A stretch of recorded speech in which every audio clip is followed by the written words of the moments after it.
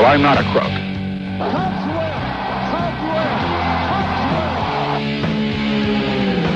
News Talk Radio, 610 WIOD presents the Neil Rogers Show.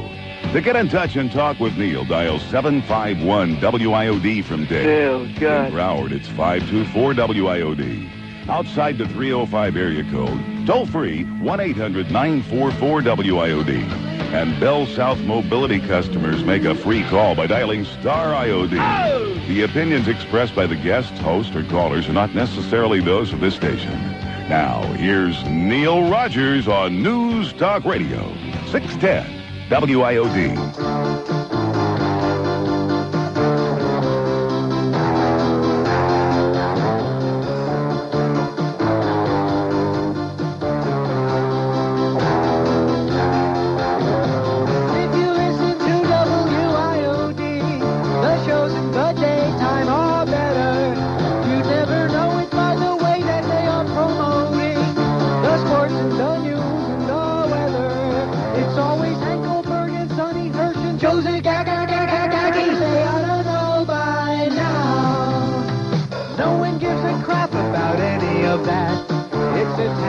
Brings in the money, and if that's all they're gonna tout, the talent is losing out. Oh! If they screw it up, then I'm tuning out.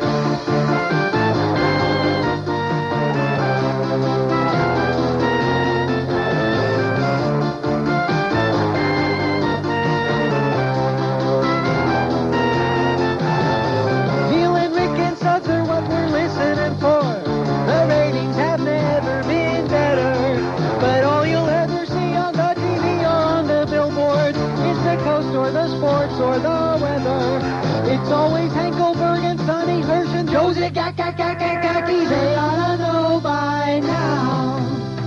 No one ever listens to that other crap. It's the talent that keeps the place running. And if that's all they're gonna tout, the talent is losing out. And buddy, if they screw it up, then I'm tuning out. What does that tell you? Even a bozo like Boca Brian can see which side his radio's buttered on, I'll tell you that. It's 10:07 at WIOD. It's Wednesday. Spencer was out there today. I'll show you how heartless and cruel this place is, okay? Last Wednesday, a week ago today, I'm lying there at home. In fact, that was the day that I did the St. Vitus dance with the penicillin.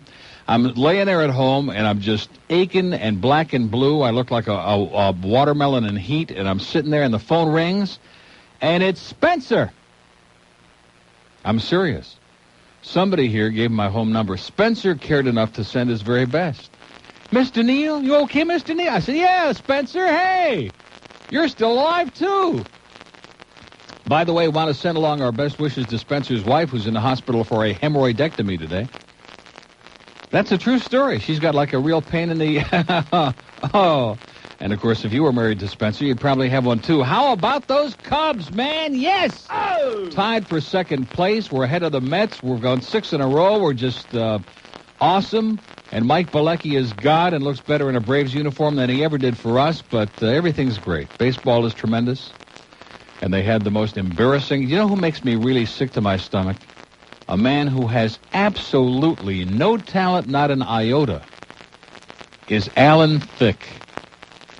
Alan Thicke. And then I find out he's Canadian. That answers a lot of questions. They had the NHL awards thing on last night, and I turned that on for about 3 seconds. It was so nauseating and so disgusting and so pathetic. And then Patrick Roy has to get up there and do like most of his acceptance speech in French.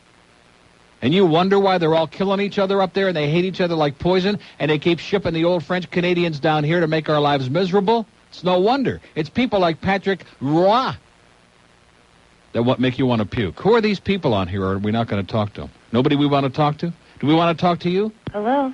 We want to talk to you. Neil. Yes. Hi, I'm so glad you're better. George says we don't want to talk to you. George is in a real surly, sour mood already this morning. We haven't even said hello yet. He's a jerk.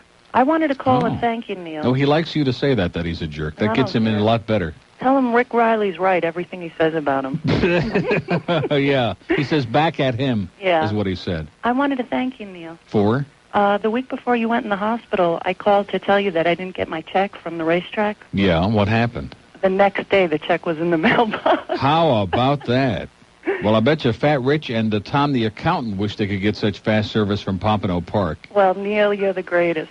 Yeah, because you got the check. If you wouldn't have gotten the check, you'd be cussing me out. Not you. I'd call and cuss them Cuss out Harold Duras. That's right. Don't do that. They sent me a nice fruit basket from Pompano Park. They were very nice to me, even though I never will sit on the fourth floor again because I'm tired of all. There are so many. I don't want to say because it sounds like it's me. Okay.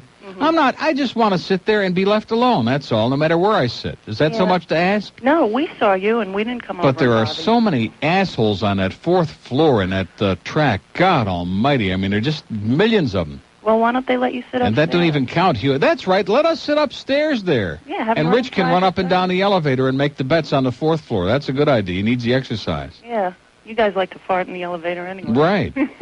Not when Randy's in there, though. That's, you know Randy in the elevator? No. You don't? The blonde guy in the elevator? Oh, yeah, I know. I didn't know his name. Oh, Randy's a great guy.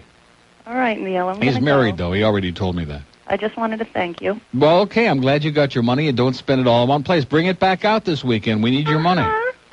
Okay? Bye. Bye, boy. Well, wasn't that a nice call? Now, why would you say I wouldn't want to talk to a nice lady like that? Huh? She was no Sister Soldier, but she was no soldier boy. Did you see that Sister Soldier on CBS this morning, today, like earlier?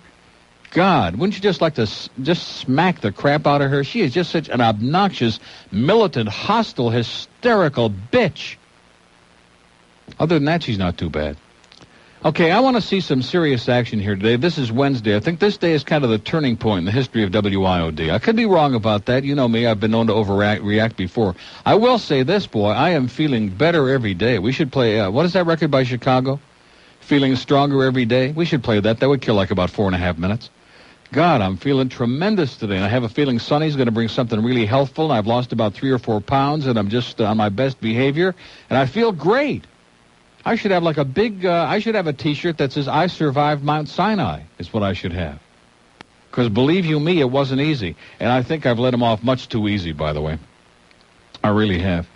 12 minutes after 10 at WIOD, 751-9463 in Dade and 524 WIOD in Broward. How come the punk kid that called 7,000 times before when Roger was sitting here for this show, he's not calling now? You notice that? He is calling?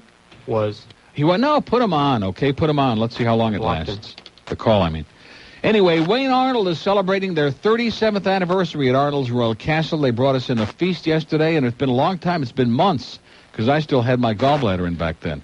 Are you going to take more of our equipment out of here again, Igor? Don't come in here and start stealing our equipment again, Igor. God almighty. Look at that. He's eating a live rat. It's either Igor or G. Gordon Liddy, one or the other.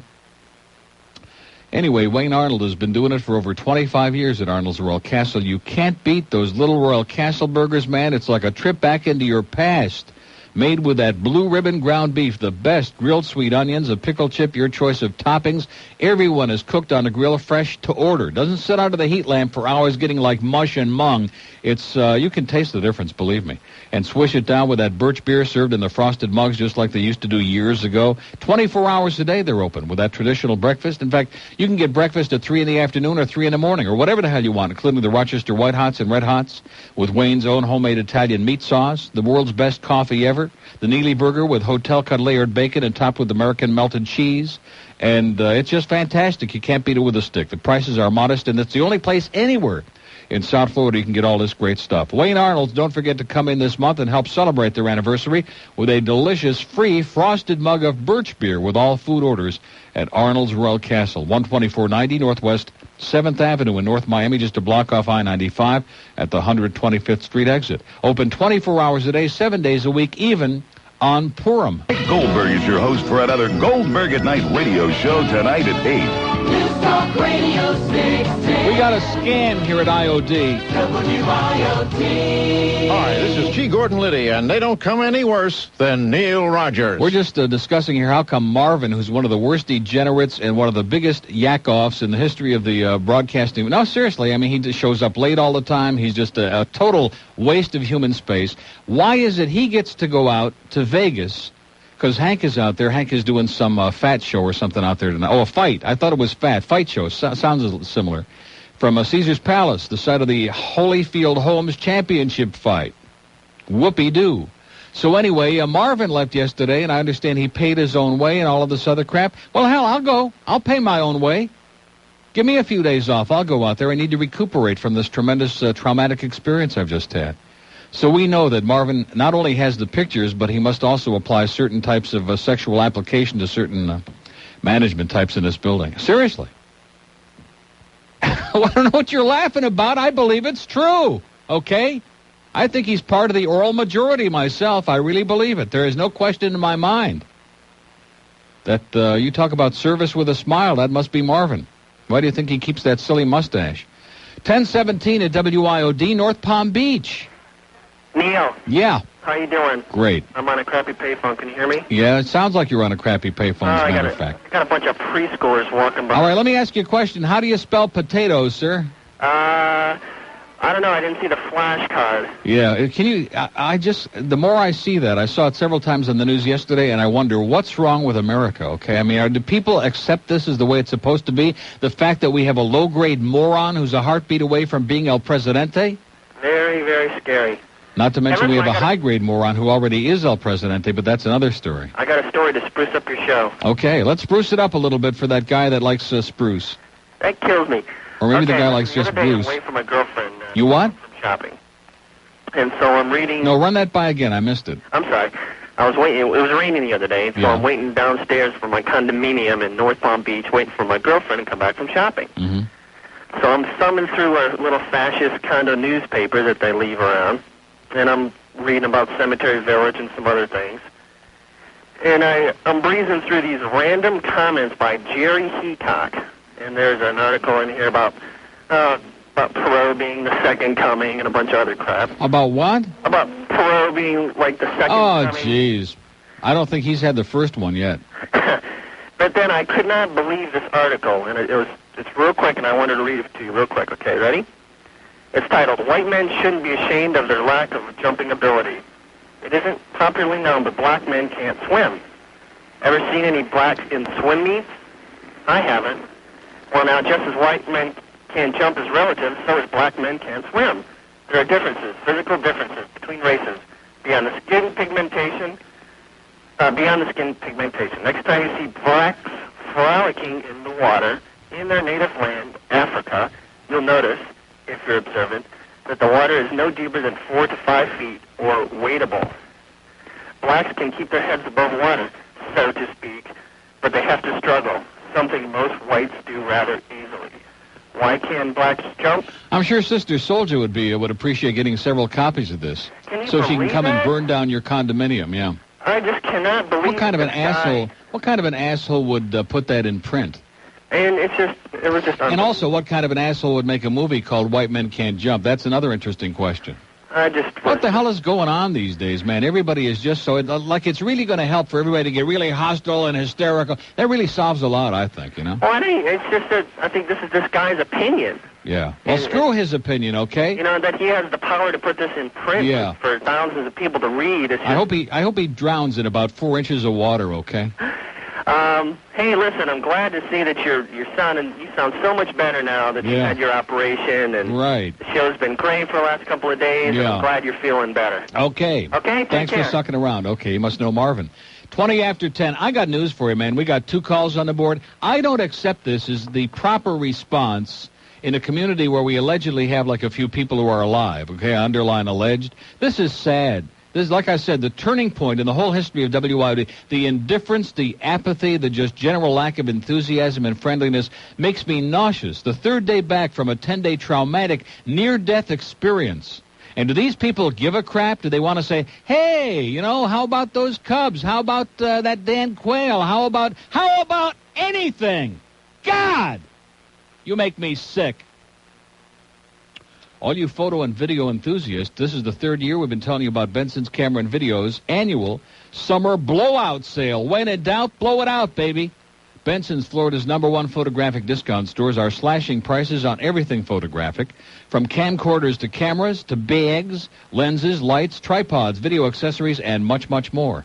And the factory reps from Sony, Minolta, Pentax, Samsung, and many more will be at both Benson stores this weekend, demonstrating the latest in photo and video equipment this Friday and Saturday, June 19th and 20th. And be sure to check this out. Sony has a new color video printer, and Benson's Camera and Video is making pictures from your 8mm videotape absolute free. How do you like that? So bring in your 8mm videotape to Benson's this Friday or Saturday, and they'll make you a free print in just a matter of minutes.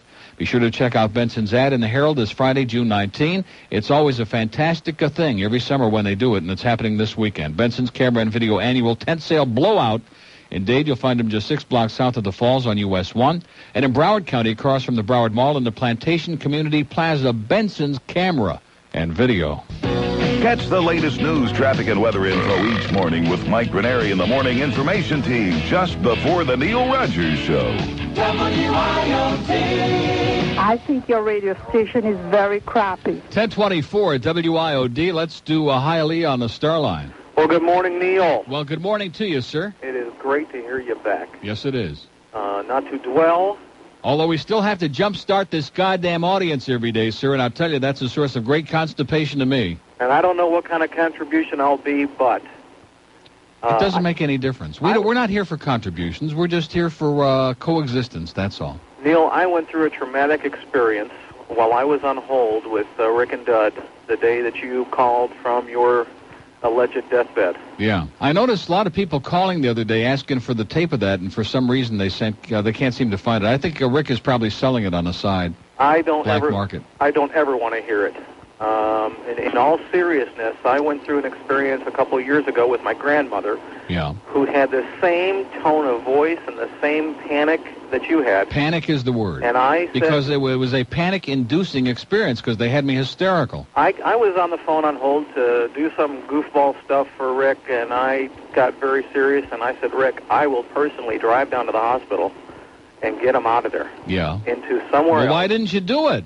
They told me stay out of it. Neil didn't want anybody that's nice. there. No, jeez, Rick, you're an asshole, okay? God. I mean, Neil... That was the whole... I'm serious. I wanted anybody, any, responsible or even semi-responsible adult person to come down there and, just intervene on my behalf. Well, Neil... Because they were using me like a guinea pig. It was like an experiment at Auschwitz. My own personal experience, I stood at the foot of my grandmother's bed listening to her begging me, please get me out of here.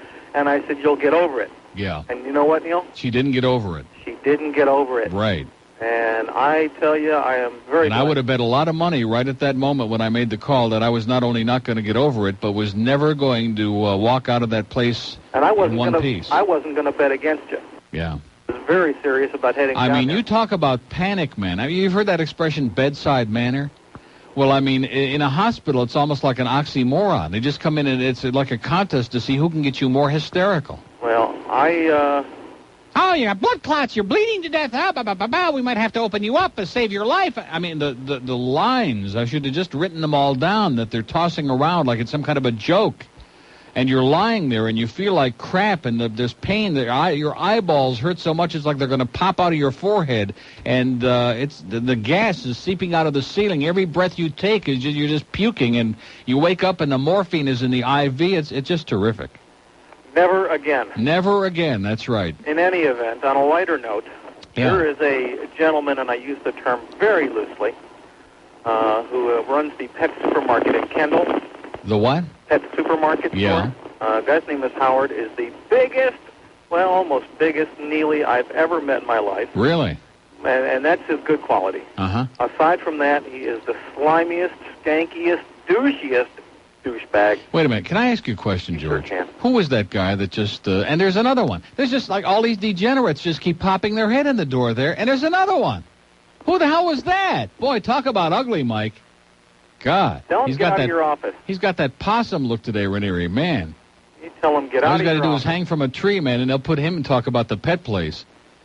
Boy, we got some strange people. Right? This is just, I can't describe it to you. You know what I'm saying? It's like if you were sitting in the Oval Office. Imagine yourself as president, okay? And all of a sudden, the door pops. Every 15 minutes, the door pops open, and these bizarre people, like, just pop their head. Oh, hi, you know. And you wonder, is there any security out there? Is there anybody paying any attention or not? You following me? And I can't picture myself as a president because I know who my assistant would be. Well, believe me, you're a lot, you got a head start already. You say potato, I say potato. Yeah. And Howard, he's still a douchebag. Okay. Neil, have a good day. Have a great life. I mean, we have a man who is a functional illiterate who is so inarticulate. I remember that famous debate with Lloyd Benson. He said, I have as much experience as Senator Kennedy. Experience. And nobody ever even pointed that out. There's no such word as experience, okay, Dan, you idiot, you asshole, you moron. And that's the problem. The public, any asshole who gets on television, immediately the public embraces, oh, here's a candidate. Like, here's Paul Tsongas. Isn't he cute? He's got that nice shirt he wears. He looks like a lumberjack. He can swim pretty good. And the public immediately embraces any bozo that gets on television for more than 5 seconds as, oh, here's good presidential material right here, boy. This guy can almost speak. I just don't know what the hell's going on here, boy. Talk about a commitment to excellence. Our whole country now, our whole existence is a commitment to mediocrity. That's what life in America is all about. But I don't want to get started on that because this is supposed to be a fun show, right? As in Mr. Potato Head. 1029 at WIOD. Here's a lady in Miami. Hello. Good morning. Hi. Welcome back. Vice President cannot spell potato and needs cue cards to go into a goddamn elementary school to be able to spell the words, okay? And still can't get it right. I missed you. Yeah. I didn't call you Monday. Well, it's obvious the audience missed me a lot, too. I notice it's the same old crap, and like I said to the previous caller, you got to jumpstart the audience and jump all over me. Why is this such a basically unfriendly, antisocial town? Can you explain that to me? No. What is wrong with this town? Why? I don't even have an answer. I'm just so glad. Why don't people just want to, like, hey, you know, just a little schmooze? What have you got to lose, okay? If I'm on here for like another 100 years, I'll never, ever get over this thing that these people have got. Like, they want you to just beg and plead with them to play the game and just be like even a little bit conversant about anything other than getting their finger out of their nose. Now, you don't usually say that. Huh? You usually say something else. Right. Well, it might be, it depends on where they put it first. It's like those 2 thermometers I had in the hospital. And she comes in and looks at them both, and then she looks at my face, and she looks like down on the bed, like, oh, which one goes where? I should have said, try them both on for size, honey, and get the hell out of here. Well, I just called to say welcome back. I'm glad everything's okay. Well, wasn't that nice? You see, if we had about 50,000 more people like you who just gave a damn enough just to stick their finger in the damn phone, then we'd have a show.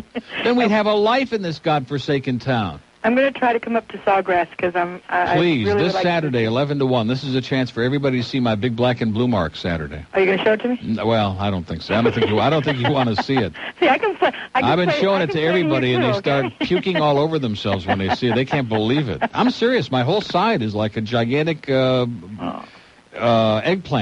Poor thing. Yeah. All right. Well, I'll try to get up there Saturday and see you. Welcome back. Okay. Okay. Thanks. Bye. This Saturday, 11 to 1 at the Sawgrass Brands Mart, we'll be demonstrating the Sony Data Discman. We'll be demonstrating it for you. And we'll have all our Camilla's House stuff. We're going to be giving away a pair of tickets to the Dolphins preseason opener against the Cowboys, Friday, August 7. A pair of tickets to the Hurricanes home opener against Florida A&M and PNU on September 5th. And we have an open line and date here at 751 WIOD. There's that Casper Weinberger. Why can't we just come to an agreement about one thing, and that most people in this country are full of crap? They're dishonest, they break the law, they're full of garbage, and they're crappy. Why can't we just accept that and look at all the money we'd save instead of going through all of these indictments and all this righteous indignation? Oh, my God, and this one slept with that one, and this one ripped somebody off. Surprise. I mean, that should come as quite a surprise in a country where after your team wins the championship, a bunch of barbarians go out and start busting the city up and putting people's cars on fire and breaking into stores and grabbing a lot of free merchandise and saying, hey, we won. And then, like, everybody says, oh, yeah, that's just, like Mayor Daley says, yeah, that's just the way we do it in America. That's just the way it is, like Howard Beale said. There's something wrong here, folks. Wake up and smell the petunias, man. God. Boynton Beach. Neil. Yeah.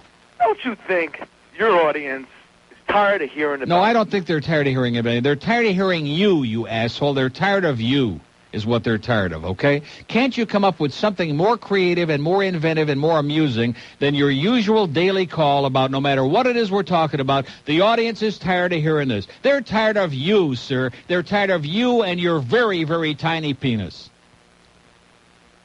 27 till 11 at WIOD. They're embarrassed for you is what they are, okay? You're a freak of nature, okay? Why not get on Geraldo? He'd appreciate what you got.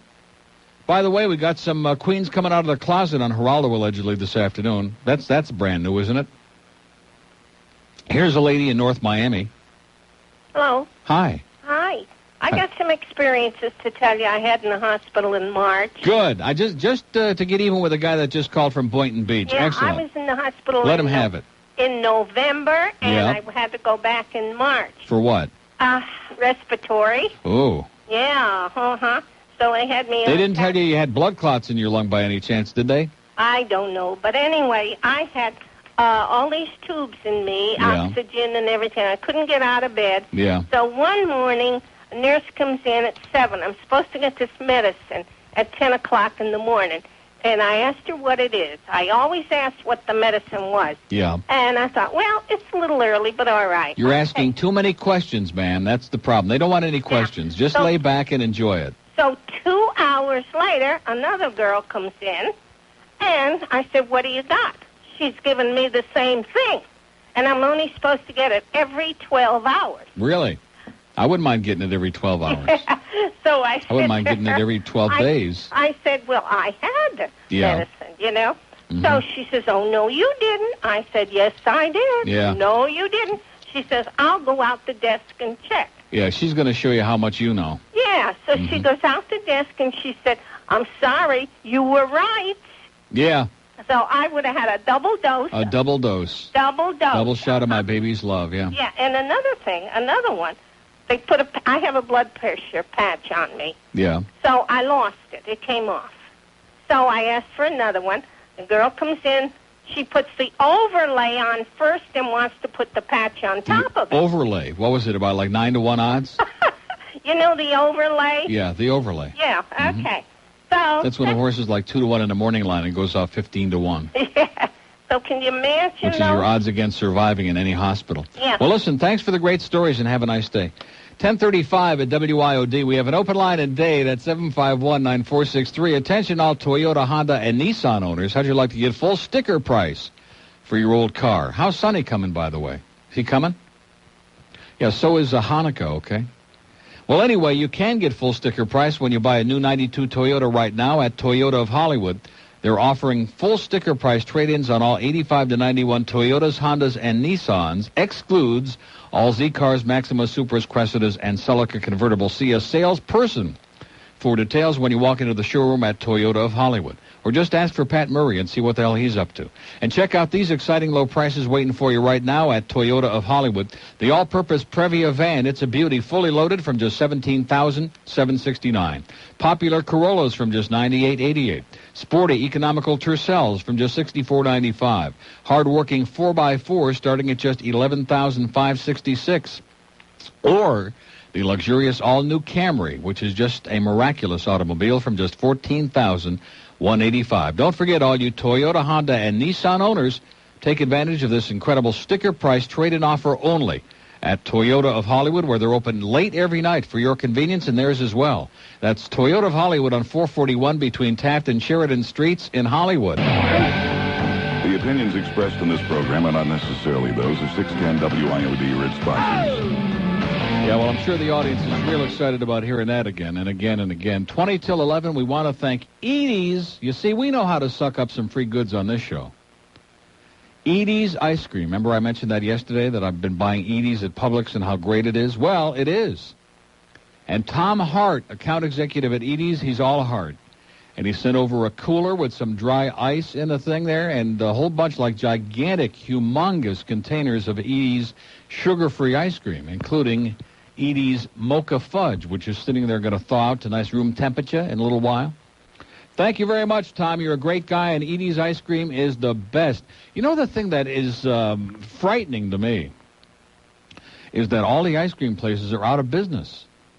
Have you noticed that? Not all of them. I mean, you know, Baskin's is still there and Bressler's, a couple of others, but, man, you talk about being in a depression. Larry's over there by me, by Publix, out of business.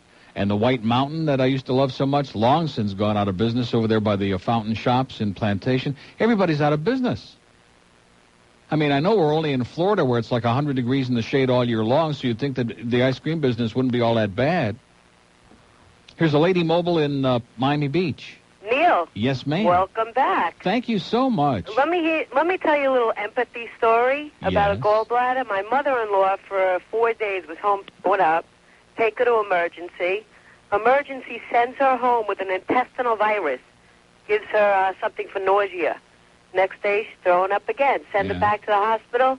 30 gallstones. Ooh. Now, why didn't they know that the first day? Then they make her sit 4 days to wait for laser surgery, and of course you can't eat, and you're starving. I go over to the nurse because I'm a real pain. You should have had me in the hospital. Good. That's exactly what you need, is somebody in a hospital with you who is a serious pain in the ass. That's me, Neil. Right. I go over to the nurse's station to ask for a soda or a cracker or something. The nurse turns around and looks at me and says, "Weren't you in the hospital 3 months ago?" That's what a big pain in the ass I was. Good for you.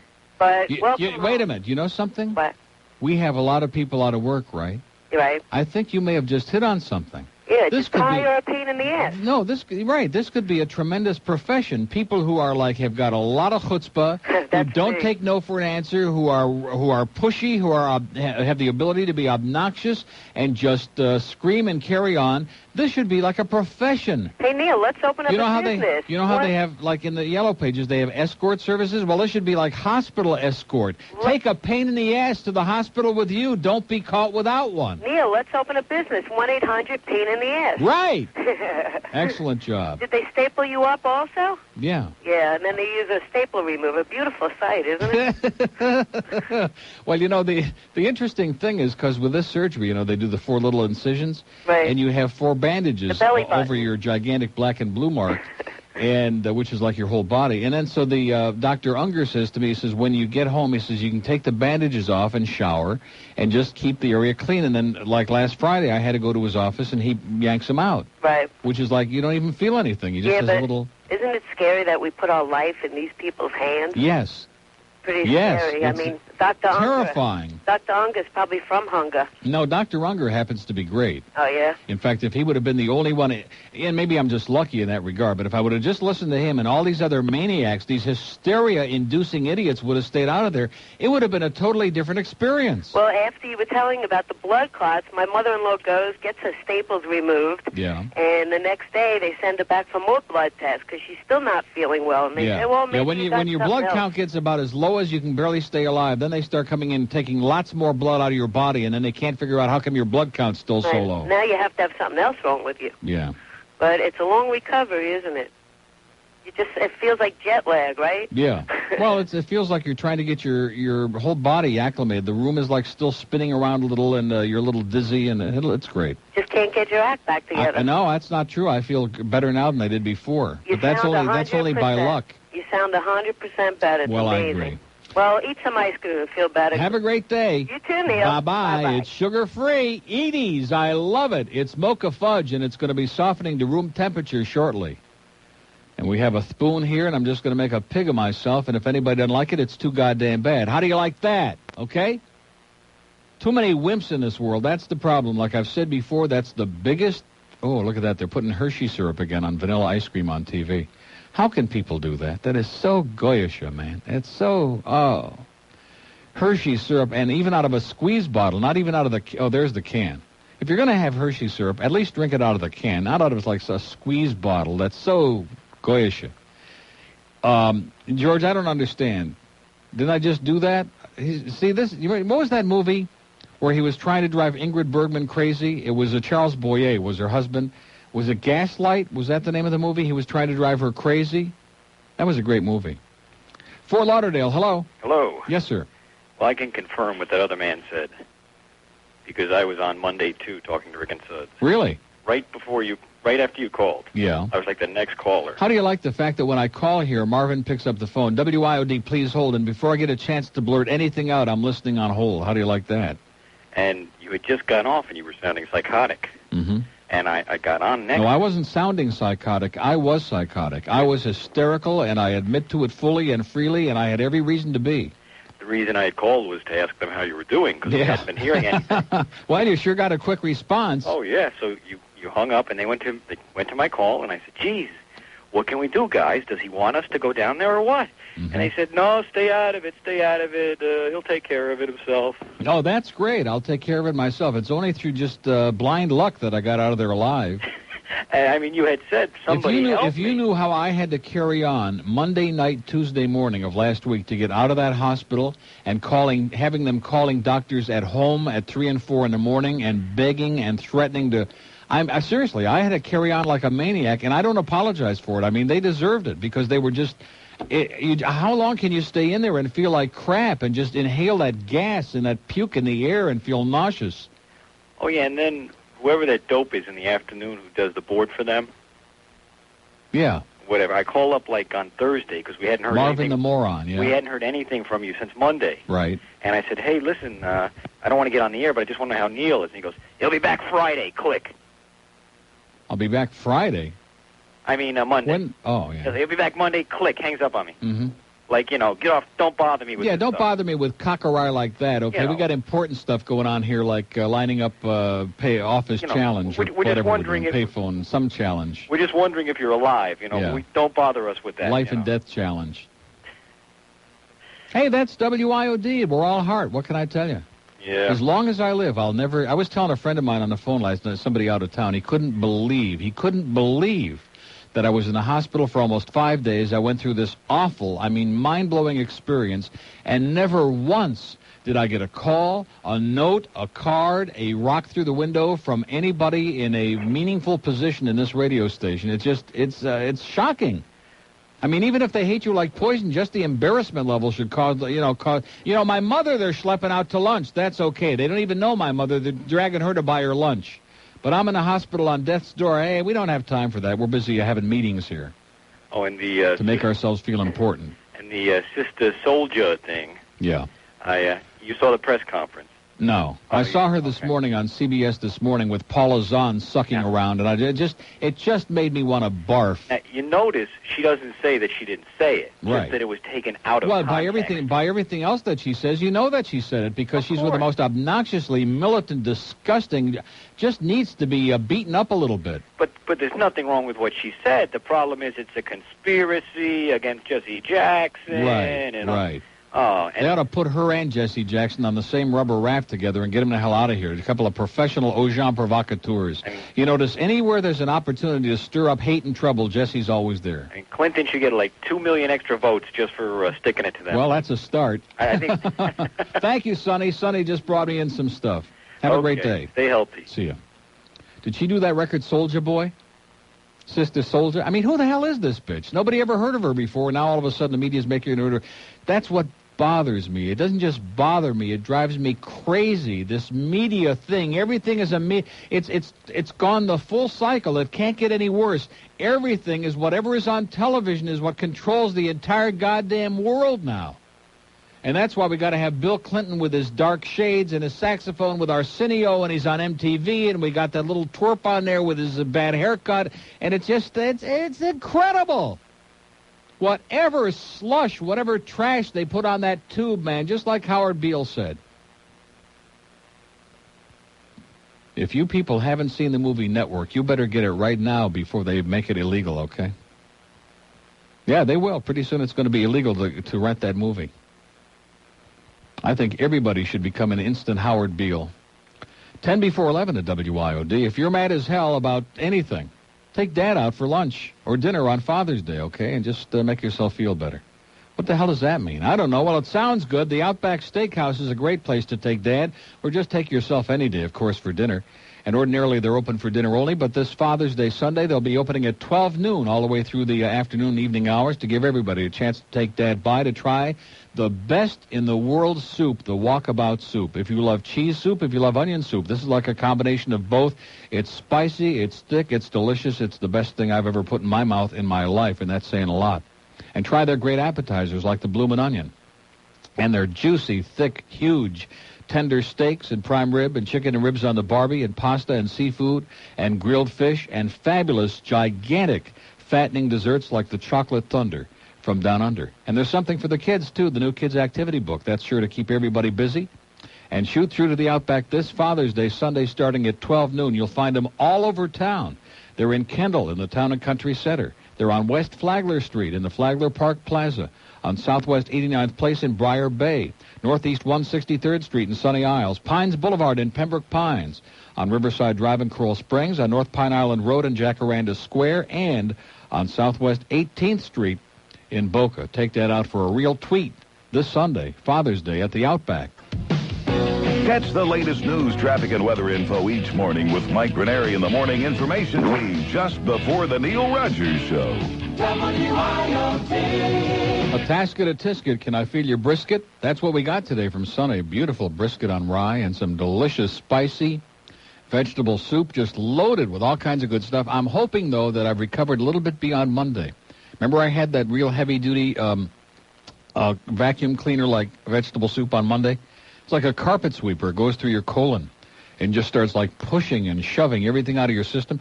Because like about an hour and a half later, I had to make this tremendous rush down the stairs. But anyway, I hope that I can do a little bit better than that today. This is great. Thank you, Sonny. You're just a great guy, okay? Crappy hair, but a good guy. Here's a mobile in the Keys. Yes, John, it's Neil. Yeah. How you doing? I'm doing tremendous. Hey, I got a quick question for you. How much did that operation cost? Have you seen the bill yet? Oh, I haven't started getting anything yet. You're not. Although I heard that somebody at my insurance company committed suicide over the weekend. I can believe it. My wife cut her finger. Yeah. And I took her to the emergency room at a local hospital. That should be here. good for about $4 or $5 grand. 11.5. Oh, not bad. I couldn't believe it. It was a cut finger, for God's sake. 11.5 for just one finger. Which finger was it? It was the next to the shoot me, I'm signaling finger. Oh. 11.5. Can you imagine if it would have been a good one? That would have gone at least 15 or 20. That's unbelievable. It was $1,000 for the emergency room, and they cleaned up something I had already cleaned up. Yeah. You know, it's just unbelievable. It is. It's incredible. Yeah. Anyway, tell us the bill when you get it. I'd appreciate it. In fact, I'll bring in the itemized bill, and I'll let you know how much they're ripping the public off, like for Tylenols and Percocets and all that other stuff. You know, probably about $10, $15, $20 a tablet. That's unbelievable. That cost them a dime, you know. You know, you may be mistaken about Jesse Jackson. I remember back in the Thomas hearings? Yeah. He said something unbelievable. And it changed my opinion a little bit about him. At least he had his head on straight on that. He said that if he got as much support as Thomas got the Republican Party, there'd be no need for a primary. What the hell does that mean? Well, it's just that the Republican Party basically came out and supported Thomas 100%, and Jackson doesn't get any support from the Democratic Thank Party. God for that. Thank God. Get a new phone, pal. God, what a phone. Speaking of what a call. Neil. Hey, Neil, it's Ian. Oh, here they are sitting together on each other's lap. Ian and Kelvin, thanks for the card, guys, by the way. That was real sweet. Oh, thank you. Glad you liked it. You're the best. You know that. Yeah. We missed you. Try to control it. Try to act like a little. What are you guys going to be on Geraldo this afternoon? What's on Geraldo? Huh? Well, he's got guys coming out of the closet this afternoon. Really? Yeah. Which guys? What time is it on? 5 o'clock on Channel 6. Which guys? I'm going to tape it. What? Kidding. How you doing, Neil? I'm doing great, guys. So how's the pain? No, I mean, it's okay. I'll move on. It just started again a few moments ago. Okay. Is the scar very noticeable when you wear your G-string? Mind your own business, will you? Okay, I'll move along. Ian, I think should be happy with what you got right there, okay? That should keep you busy for the rest of your life. He's not. He's kind of. Well, anything alive that would get close to you, Ian, I think you ought to kiss the ground, okay? In gratitude he's for okay, it. though. Well, what? What do you mean he's okay? Oh, I don't know. Oh, okay. Hi, Neil. How come I don't hear the water running? Did you guys turn it off before you made the call? The Water running? Yeah, in the shower. We'll go with the shower after this. Yeah, I bet you will. You probably need to cool off a little bit. Well, listen, have a great day. Okay. Okay, Neil. I'm not trying to, blow you off or anything, but you are. But I am. Okay, take it easy. Bye, Neil. It was great talking to you. Bye. I love you, Kelvin. Bye. Bye. You're a pain in the ass, Ian. Oh, I'm sorry. 10:58 at WIOD. We have an open line in Broward, 524 WIOD. What are you doing here today, Ponytail? Well, I'm not a crook. WIOD, the Neil Rogers Show. She had herself a kid without a hubby. Now she's getting flack from our naughty VP. Murphy Brown, she's getting down on Murphy Brown. She's just a character on TV. Why has Dan Quayle started picking on me? Every time he speaks, his foot gets in the way. Instead of bugging Murph, he should just play golf all day. Quayle's a clown, get out of town. We're getting down on Murphy Brown. All she did was have a little baby. You must have something better to do as VP.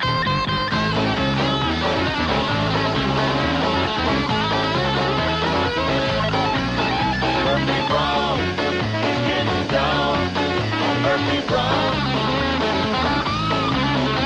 He's just a character on TV. Hey, Dan Quayle, get a life, you dweeb. Well, I'll say one thing. Danny's a fast learner. Our spelling word of the day is toe, T-O.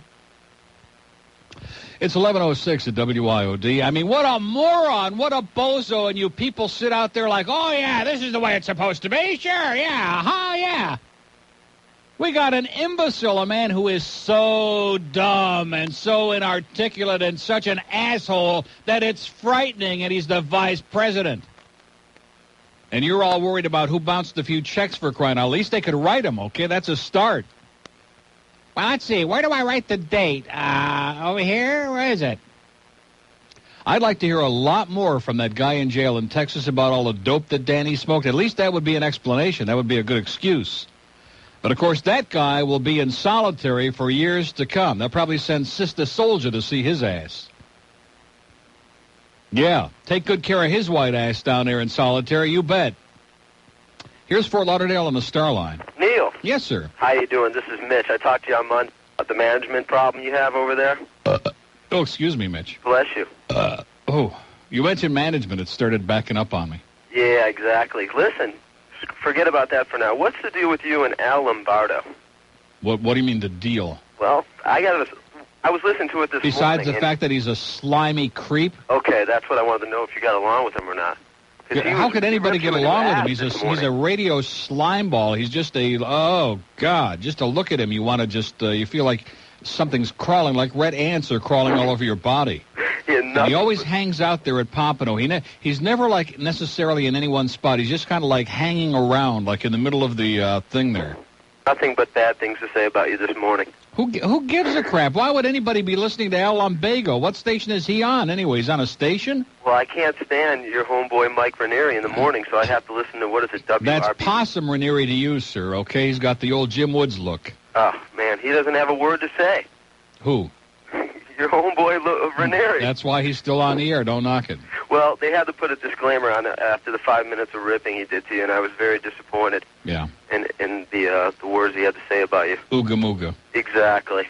So what else is going on? You're in a good mood today. Mm-hmm. I feel great. You feel better? I'm feeling stronger every day, and watching those Cubs manage to pull it out of their butt, that's incredible. I'm going into town in 3 weeks. We are doing it. Maybe I'll catch them. I don't think they're going to be in town, though, in 3 weeks. Well, you'll be lucky. Well, and do you understand that now we got Mike Morgan pitching today against some a reject from the human race, and if we should get lucky again and sweep the Cardinals, that would be 2 back-to-back series sweeps, and also would put us in sole possession of second place. You do understand that? I understand that. I also played at the Expos and the Cardinals, though. What? The Expos, didn't they play the Expos before that? So what about that? That's no great feat. I didn't say it was a great feat. We'll take anything we can get, okay? This is true. I mean, who the hell did the Mets beat last night? The Phillies. Is that something to write home about? No. Or no, that was the Pirates that beat the Phillies, and the Mets beat the Expos last night. That division is So no matter wide who you beat, it don't make any difference because they all suck. Wide open division. Anyone could win that division. Right. They all stink. So everybody has their moment in the sun, and now we're getting ours. You got it. There's Okay, that. Neil. There's that 800-year-old Helen Thomas with that disgusting wrinkled-up face. She looks like a gigantic prune on the TV. God, don't you just hate her? Don't know her. Helen Thomas, the from the Washington Post or whatever she's from. She's always at the press conferences. She's always in the front row. In the front row, asking the first stupid question like, "How's your hemorrhoids, Mr. President?" Exactly. Now I know who you're talking about. And was it really sushi or was it just a bad bowl of grits? Good questions like that. She's famous. Yeah. I'm out, Neil. See ya. 10 after 11 at WIOD. We have an open line on what is it? The Star Line. The Star Line, he said, at Star IOD. Old Ponytail was just in here sucking around. I'm going to be over at Pizza Loft next Wednesday, a week from tonight, 5 to 10 p.m., for another Camilla's House fundraiser, and also for Jeff's birthday party next Wednesday. How do you like that? So bring Jeff lots of presents, like maybe a good scissors would be good, or maybe tweezers. If you haven't tried the Silverado Cafe in Davie, you're missing out on one of the very, very finest restaurants anywhere in Dade or Broward counties. And if they got a menu man that you're going to fall in love with, you talk about gourmet. This is as good as it gets. Start with one of their mouth-watering appetizers like mussels in garlic butter or marinara, or Maryland crab cakes filled with cheddar, or their unbelievable Caesar salad, as good as you've ever had one anywhere.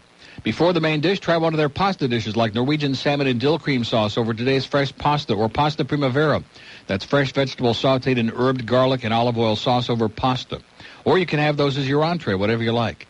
And you talk about entrees, man, they've got the best in fresh fish every day and individually grilled rack of lamb chops or New York strip, jumbo shrimp, veal chops, the veal ruska. And since this is National Veal Week, you should definitely try the veal ruska. That's one of the best things I have ever had in my life. It's layers of veal and cinnamon-spiked eggplant topped with fresh-cut mushrooms and raisins in a light herbal marinara sauce covered in Monterey Jack cheese. It is just tasty and sensational. Or try their crowned yellowtail snapper or winemaker's chicken and lots more. And don't forget to make reservations for Father's Day at the Silverado. This would be a perfect place to take Dad. Just call 474-9992. 474-9992. They're open for lunch 11:30 to 2:30 Tuesday through Saturday. And for dinner Tuesday through Sunday. That number one more time, 474-9992. The Silverado. You'll find them on University Drive, 3528 South University Drive in Davie, to be exact, right between Griffin Road and State Road 84, in what used to be Loman's Plaza, back there by Sadie's Buffet and all those neat furniture places and all that good stuff. Tonight at 6, it's Sports Talk 610, South Florida's most listened to sports show. News Talk Radio 610. WIOD. Hello! Hi, it's Pee Wee Herman. Take it from me. They don't come any better than Neil Rogers. Hey, babe, wanna dance? Ew, no way. You're too tan. Oh. Yes, it's not cool to be tan anymore. Nobody wants to go out with a cancer candidate. So if you have to be outside this summer, use new Sunglop with an SPF of over 2,000. Just one thick coat of Sunglop every day will keep you fashionably pale all summer long. You'll be the hit of every summer party you go to. Hey, you look great. Did you just come out of a coma or something? Oh, I wish. You look pretty sickly yourself. Oh, thanks. Hey, are those mushrooms growing under your arms? Oh, yeah, sure are. I use Sunglob. Hey, you want to tunnel over to my place? Tunnel? No way. We can go outside, thanks to Sunglob. New Sunglop, now available in environmentally unsafe aerosol cans. Because who needs an ozone layer when you have Sunglop? Yeah, that's what I say. It's 11:15 at WIOD. I'll tell you another thing that's making me nauseous is that the news is also full of things that are just so bizarre and unacceptable and just, it's like every day. And you get to the point where you start believing that this is the way everything is. Did you see the story about that couple in Hollywood yesterday? The 43-year-old woman, the ex-school, not teacher, but school something or other, advisor, teacher's aide or something. And she and her husband took custody of this 15-year-old boy. And it seems that maybe they were into that lung scan or something like that because they were tying him up and making them have sex with both of them and all this other crap. And it just, you just start wondering, is there like anybody out there who isn't beaten or battered or abused or molested or... I don't think so. Because just in the last 6 months, everybody in America has been on Geraldo or Sally or Maury Pupik. And they're all being like... And then yesterday on Geraldo, he had the woman from Fort Lauderdale whose daughter was forced into being a stripper at Pure Platinum or one of those places and committed suicide. And where does it stop? And Dan Quayle is running around talking about family values. What are you talking about, you bozo? Here's a lady in Palm Beach. Hello. Welcome back, Neil. Thank you so much. I missed you terribly. Speaking of bizarre stories in the news, that man in the Philippines that was pregnant, it's a hoax. Turned out to be a hoax. Isn't that a big surprise, right, huh? And you notice he kept, that one film clip they kept showing, he was sitting there and he kept rubbing like, I don't even want to say where he was rubbing. It wasn't rubbing his belly. It was a little lower than that. Yeah. I won't bore you or the audience with my hospital experience. Why not? Well... You ought to do it just to get even with that guy from Boca who thrives on telling us how to do the show every day. Well, suffice it to say, it's Thinks he's another Mike Disney or something. It was just like you described. I went in there for what I thought was going to be a routine procedure, and they got piece of cake, right? Right. They got me in there and tried to kill me. They drugged me. They cut me. They stuck tubes in me. They did all these unnecessary They played with your body like a guinea pig. And like you, I thought I could do it alone. I drove my car to the hospital and admitted myself. I'm up on the 4th floor and dying, and my car's in the parking lot, and I'm trying to think, well, I wonder if I can crawl out of bed and get dressed and get out. Right, exactly. You're plotting for escape. I know. It's horrible. It's like being on death row. Oh, it's exactly like you described, and I'm surprised you haven't received any bills yet, because I got the anesthesiologist bill the day I got home. They're always the first. Really? So you'll die when you see the bill. Yeah, I can imagine. But if you don't die when you're in there, you'll die when you start getting the bills. Or wish you were dead. Did you manage to see the Guiding Light 40th anniversary special the other day? I mentioned the other day I thought it was very, very disappointing. It was. And I just can't believe we haven't had a lot of calls about it, because we have a lot of Guiding Light people out there. But it was so boring. And it was so wrapped up in the current bunch of people, which nobody gives a crap, because most of them have nothing to do with the show and the history of it. We didn't see enough Papa Bauer and Bert Bauer. We saw 2 seconds of Papa Bauer. We saw about 4 seconds of Bert. We saw about 3 seconds of Rita and the original Ed. Ed and Mike. We never saw Mike Bauer. Oh, we saw him on Hope's wedding day. He was giving. Oh, well, just kind of standing off to the side. But, I mean, there was never any scene where he was talking or doing anything. No, they didn't go into the history of God. No. And we never saw Jackie. No. And, geez, we think of all the important people that have been on that show. And we saw, what's his name? Amanda. We didn't see Amanda. We didn't see Amanda. We didn't see her old mother. We didn't see, what's his name? The blind, what was her name? With Ben. Eve and Ben. We never saw either of them. Nope. And, you think in an hour, and they just kept showing the same stuff over again. And here's Nick. Nobody wants to see that goddamn ugly Nick with a big nose from Greece or from wherever the hell he's from. We don't want to see him already. They just kept showing what we saw last week. Right. Right, exactly. We already are seeing that. We don't need to see that. And since when? I mean, I like Alex, but, since when is she like the queen of the whole show already? Give her a rest. Oh, it was disappointing. We never saw Sarah. No. We saw, what's his name? Kevin Bacon, but we never saw Sarah, who was one of them. We never saw Steve. Remember, we saw him for Jackson. 1 second. We hardly saw any. Dr. Jackson. It was bad. Do you like the way Guiding Light's going right now? If we could just get over Nick McHenry already. Everybody is obsessed with that. Send him to camp. Send him to Cam Ray, wherever the hell that is. I hope he don't come back. I know that. I hope he don't ever come back. They're all schlepping to Cambrai. I know. Well, they've got a lot of stories going on at the same time. It seems like they're jumping around too much. And when is somebody going to butch up to Bridget already and slap her in the face with a 2x4 with a rusty nail in it? God, I am so sick and tired of between her and what's his name. You notice the one constant thing that runs through these shows? Everybody is a wimp. Nobody has the guts to say anything straight out to anybody else's face, which is why there's always this confusion and nobody knows. Everybody's gullible. Right. Nobody opens up a mouth. One more thing, and then I'll let you go. I watched Once Upon a Time in America the last 2 nights. Great. I feel like I missed something. I didn't get it. In other words, you saw the end and you didn't figure it out. What did the garbage truck mean? Well, supposedly they're chopping up James Woods and his zits inside the garbage truck. Well, that's what I thought. Yeah. But you're supposed to be wondering.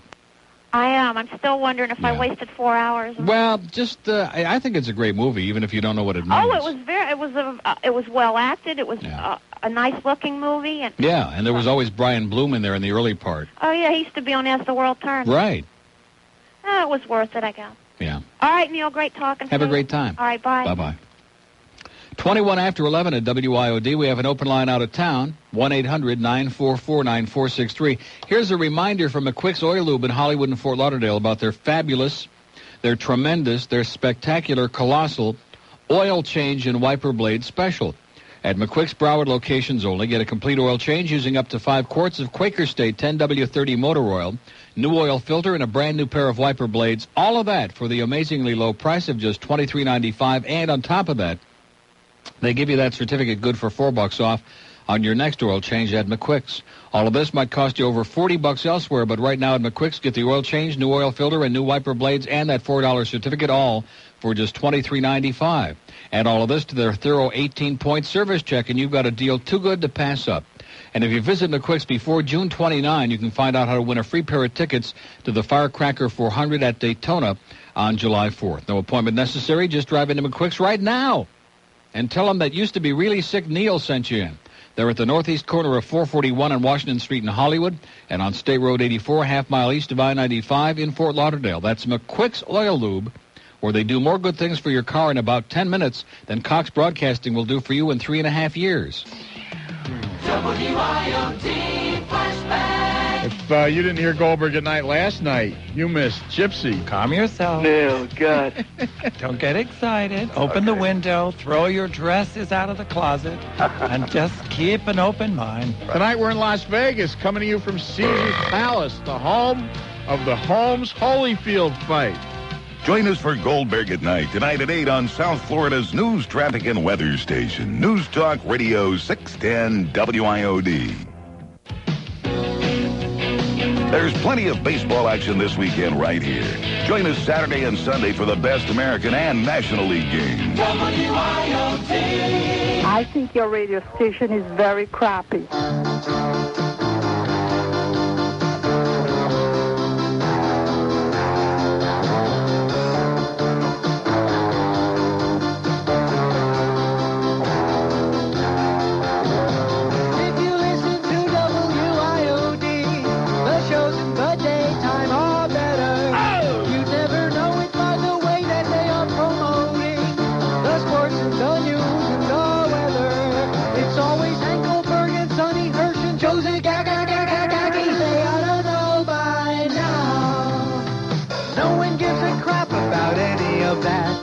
It's the talent that brings in the money. And if that's all they're gonna tout, the talent is losing out. And buddy, if they screw it up, then I'm tuning out.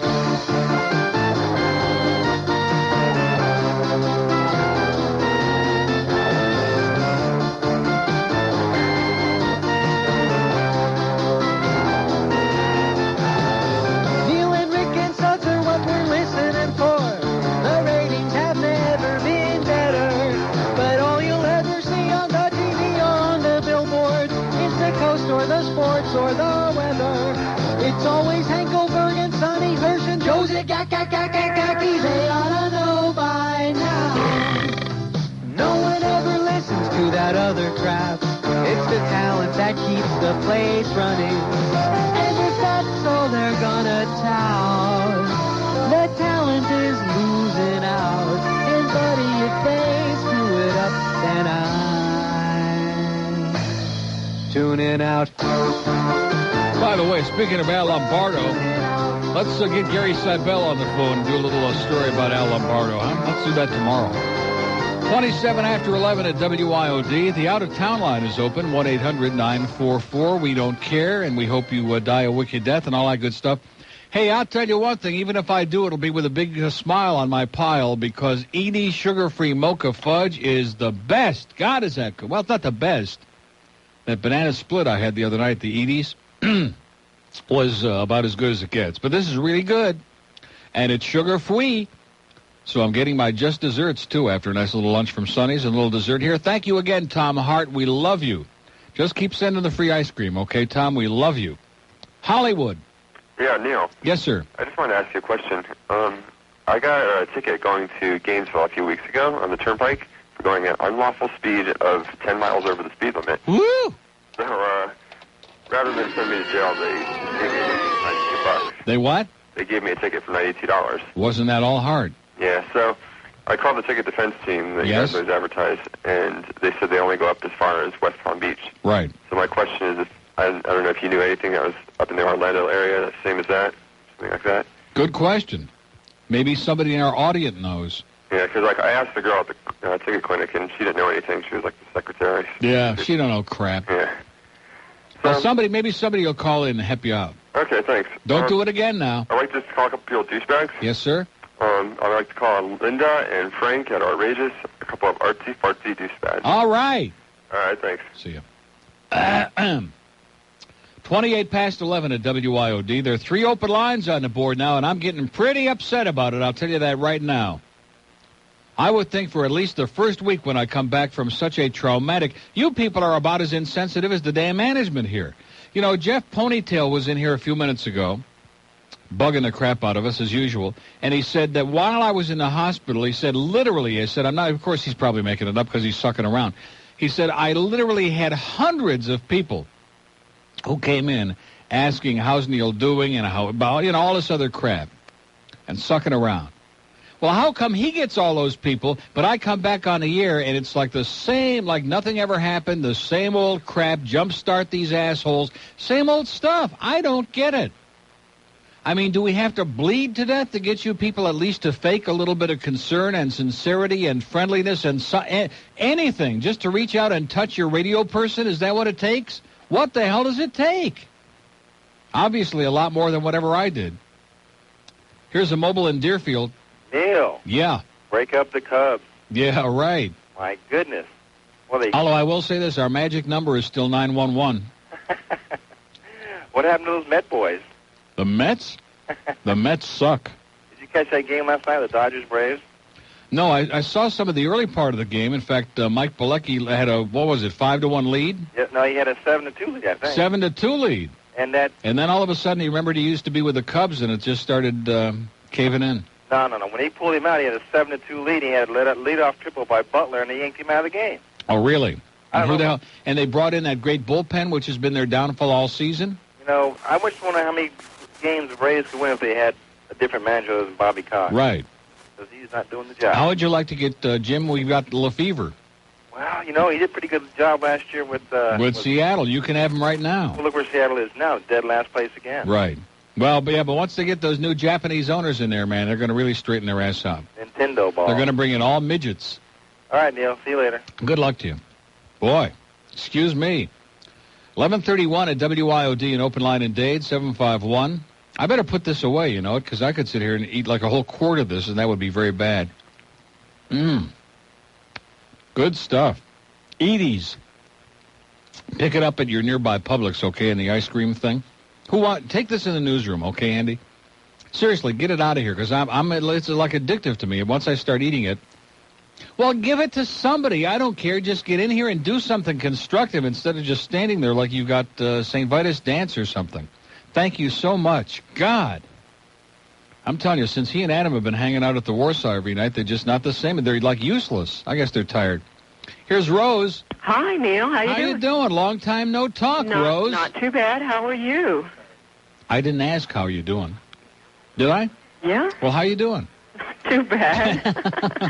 Listen, it's that stuff gets to your brain, well, speaking of the place of your employment, I learned my lesson a long time ago not to send you or bring you anything. It doesn't get to you. Well, what does that mean? Is that an excuse for their intemperate behavior? There is no excuse.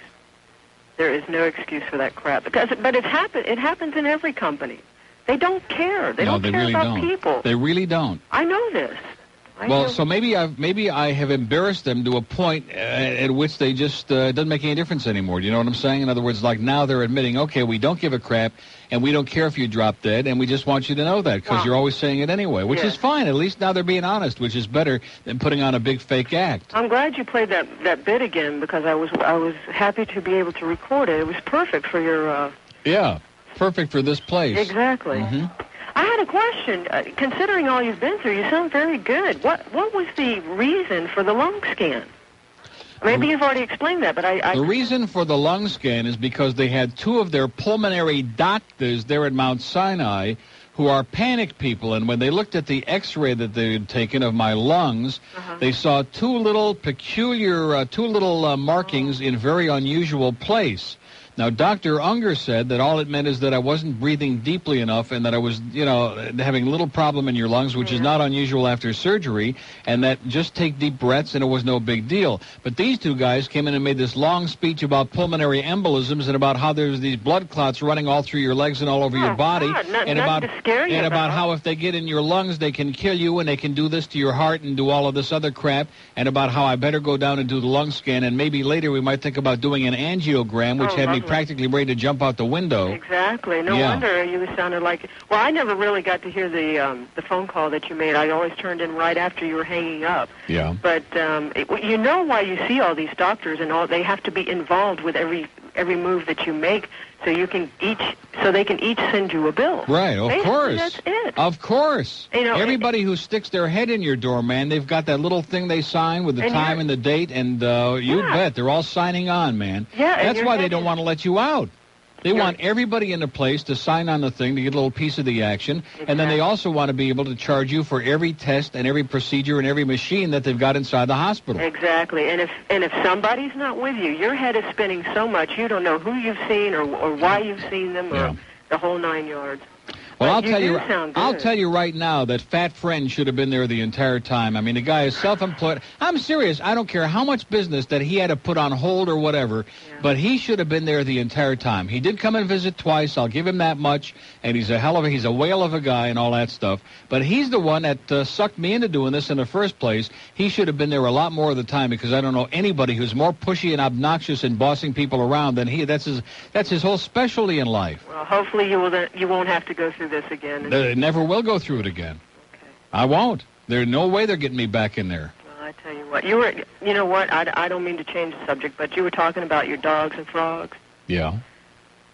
We let the one of them go out about a month and a half ago, and they got a hold of him, and we had to rush him off to the hospital. Right. He's doing fine. He's doing just fine. But now we have to make sure we have to go case the area every time before we want to, put him out because we got a big fenced-in yard. I think you're getting a little bit carried away. Well, it's either that or... No, the only time you have to... Well, he's blind. Well, that makes a difference. Well, he knows the area, but he still don't know what he's running into until he runs into it. Yeah.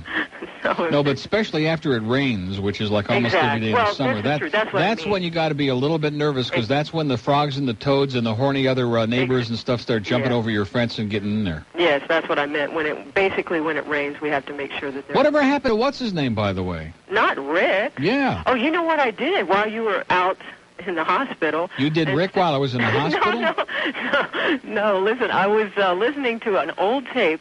It wasn't too long after your stroke, and you had Rick in there for the first time. You had Gilbert and Joey and a whole bunch of people, and you sounded so calm. Really? Yeah, and it was a great show. So I listened to that. It was a great show on my tape. But I have not heard hide nor hair. So. Yeah. Well, you know how those people are. They're here today. They're fair weather friends. Well, here today and never hear from them again. I hope I am your friend, and I do care, but I'm afraid to send you anything anymore. I don't blame you, Rose. Okay. Have a great day. You too. Take care. Bye-bye. Bye. 24 till noon at WIOD. That's our good friend Rose. We have an open line in Dade, 751-WIOD. Pizza Loft is back again here today to just nudge the crap out of you. Ponytail was in here, and he was given directions and supervising the copy, and catering can be done all over the place, and deliveries anywhere in Dade County. and great Italian specialties, award-winning lasagna, stuffed shells, manicotti, baked ziti, eggplant parmesan. Jeff and his family have been doing Pizza Loft for the past 17 years, not 15, not 16, 17 years. Does that make a difference to you? Of course not. But it's Jeff's ego again interfering with his common sense. You can even charge your deliveries or your order to your Visa or MasterCard. At Pizza Loft, upstairs at 69th and Flagler, just east of the Palmetto, some of the best pizza on the face of the earth, that Fugaza pizza with the spicy sauce and spicy onions. And the summertime special works this way. Monday and Tuesdays only in the Neil Rogers dining room. Buy any entree at the regular price. Get a second entree for half price Monday and Tuesdays at the Pizza Trough. And don't forget, I'll be there next Wednesday, a week from today, on June 24th from 5 to 10 in the p.m., which is also Ponytail's birthday. So come on by and buy some of our Camilla's House stuff and bring Jeff like a bunch of really good stuff that he can use, like maybe a certificate for a free haircut from Paul. That's Pizza Trough, 69th and Flagler, upstairs at 266-5111. You don't gotta do that. Come see us, because we're Nacho Mama, the new self-service Mexican restaurant. Excuse me, I'd like the Conquistador special. Hey, man, you can keys whatever you want. Because I ain't going to get it for you. We're not your mama. Oh. Not your mama. Serving up the best of anything you want. As long as you go back and make it yourself. that was great. Hey, where you going? I'm going to go pick that up for you. Wash those dishes, man. What? So, for Tex-Mex with no respect, it's Nacho Mama. Do it yourself. We're not your mama. 11:42 at WIOD. We got ticket info for that guy. Hello. Neil. Yes, sir. Long-time listener, first-time caller. How you doing? Great. Okay. Listen, just for starters, welcome back. I'm glad you're feeling better. Sorry that you had to go to the hospital, but sometimes a man's got to do what a man's got to do. Right. Okay, I was on my way to Orlando about a year ago, and I got a ticket on the turnpike. I had about $200 extra, and I decided, well, let me do something different. And I went to Orlando, and I got a $150 ticket on the way. Well, in a nutshell, I wanted to have the jurisdiction changed from up there down here so I could go to court for it. Because when you go to court, you see a judge, and he usually gives you a break. You pick a little fine. Yeah, if you let him shampoo your hair and stuff like that. Exactly. Well, unfortunately, what they told me is I had to, if I wanted to set up a court date, I had to write them a letter, and I could set up a court date, but I had to set up a court date in their jurisdiction. Yeah. It wasn't transferable. So my information for that gentleman who called earlier is that he doesn't, there might be other ways to go consulting an attorney. I don't know, but from my personal knowledge, I believe that the only thing I could do is pay for the ticket, then get the points. No, I think you're missing the point. He's looking for lawyers in the Orlando area who do the same thing that the ticket defense team do here. There must be somebody up there who does this kind of thing, you would think. Oh, I'm sorry. I missed the point then. That's okay. I'm sorry. Well, yeah, but see, otherwise you never would have called with this terminal call, see? So it's good that you're confused. Okay. One more thing, Neil. Yeah. I agree with you when you talk about our vice president. I think he's an a-hole, too. Our vice president, you would dignify this walking slime ball by even using those terms? What are we thinking about, Mr. Potato Head? Okay. With his cue cards about how to spell limited syllabic words in elementary school, he's got to have cue cards to make sure that he knows what the hell he's talking about. And even the people who wrote the cue cards are dumber than he is. I couldn't And imagine. he's saying to that poor little 12-year-old kid who's standing there, and he writes it out, and he's standing there very proudly. Now, you left a little something there off. And a kid should have turned around and said, hey, they left a little something off of you, too, when you were born, asshole, like a brain. God. Neil, my question is this. Yes. Have you, I don't know, but have you ever heard of a president changing his vice president when running for a second term? Well, I'm not a crook. I'm trying to think. I'm sure it's happened sometime, but not in my lifetime. Yeah, I think what's happening was... I think Roosevelt changed vice presidents a couple of times. I'm sure he did, because Truman only came along like in the third term. Right. Okay, well, I think that's what Bush should do if he wants to win this next election. Because, in my opinion, what's hurt him since the beginning is the a-hole he has with him.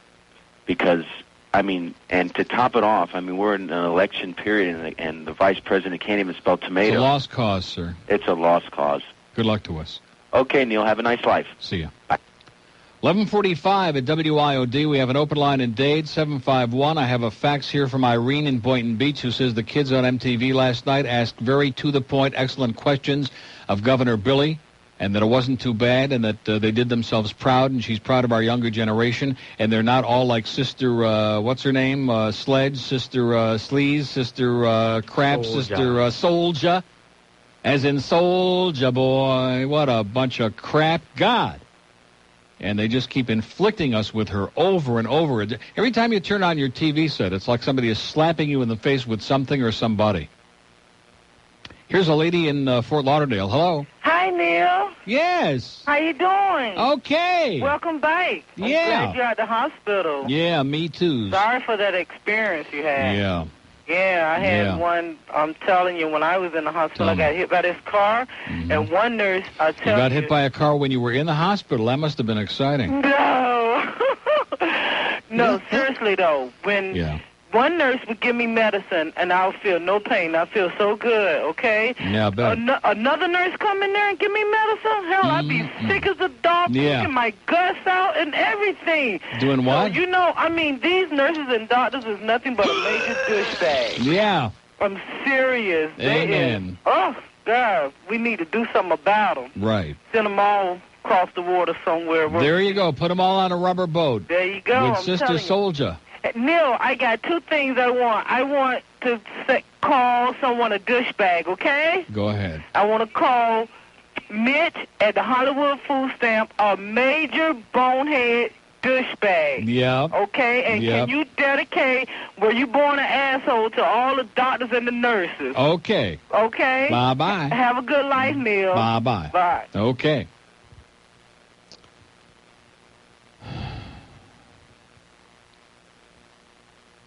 I think I'm going to break back into the hospital. 11:48 WIOD. There's a lonely Dateline sitting there that's just waiting for somebody with an IQ bigger than their thing at 751 WIOD. Hey, how about it? What am I talking about? I'm incoherent. I'm talking about Snapple. Hey, I may not know how to say it like Dan Quayle, but I know how to drink it. I got it right here, some Snapple Diet Raspberry Iced Tea. Real brewed iced tea. Man, you can taste the difference between this and those chemical feasts. Have you ever had the iced tea in the can? I'm not going to mention what the brand name is. And it tastes like you're drinking about 35 different chemicals. And it leaves that metallic kind of grotesque taste in your mouth. Not Snapple, because there is nothing artificial in any of the Snapple products. They're all 100% natural, made from the best stuff on earth. No artificial colors, no preservatives, no artificial ingredients. It is delicious. And, of course, come in those big 16-ounce bottles with the screw-off cap. And the newest flavors to the Snapple family are peach-flavored iced tea and tea-flavored Snap-Up for those of you Cub fans out there who just can't handle the pressure and the emotion the last half dozen days. Pick up Snapple and get the habit at 7-Eleven, Walgreens, Albertsons, Freddy's. At Pizza Loft, there he is again, man. He's everywhere like a creeping disease. At Pantry Pride, Woolies Fine Foods. At Offerdahl's, Doris Meats, Great Value, Sonny's Original Cattleman's, Gerber's Beverages, and Nature's Way Restaurants. Get the Snapple habit and hang on tight. The opinions expressed in this program are not necessarily those of 610 WIOD or its sponsors. Tune in for the big fight in late night. I'm going to kick his ass. NBC and Fox TV present Leno versus Arsenio. In this corner, Jay the Chin Leno. And in this corner, his opponent, Arsenio comes home. It's the heavyweight fight that's all tough. You're taking quite a beating, kid. Hey, hit me all you want. I'll punch more. And who will win in this after-dark clash of the Titans? Hey, where's my mouthpiece? They don't make them big enough, Arsenio. Here, suck on his tire. It's an endless barrage of punchlines. Did you see this? Can't believe this. Leno versus Arsenio. Find out whose ratings will take a dive in the big fight for late night. Tonight and every night on television. Yeah, I can't wait. 11:53 at WIOD, Fort Lauderdale. Hey, Neil, how you doing? Great. Welcome back. Thank you. Do you think it's possible that President Quayle, Mr. Quayle, does this stuff on purpose just for the press? Because he's been most of your show this morning. Yeah.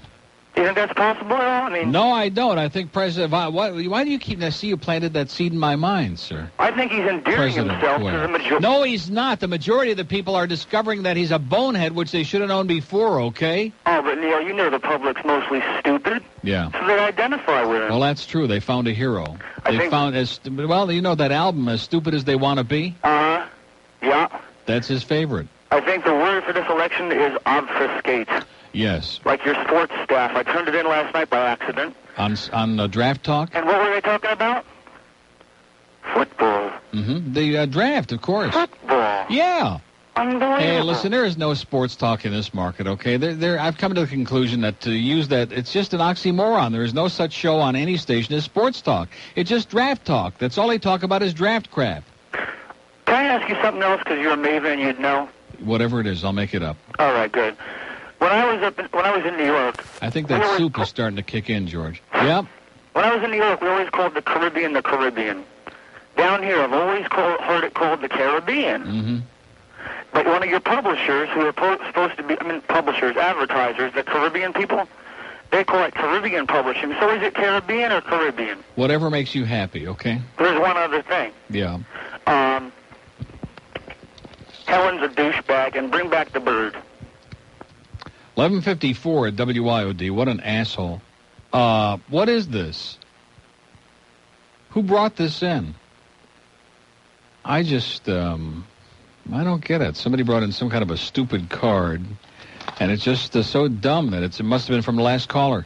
Miami on the Star Line. Oh, Neil, my goodness. I can just thank God you're back, and I can tell from the amount of popularity.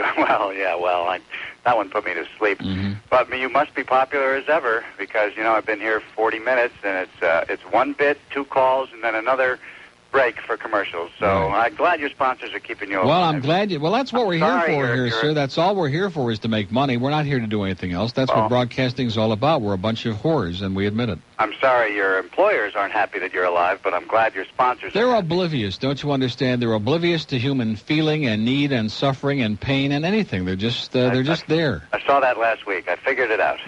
A week ago Friday when you called in to Rick and Suds. Mm-hmm. Neil, a couple of quick things. You're absolutely right. The doctors are coming in there just to bilk your insurance company.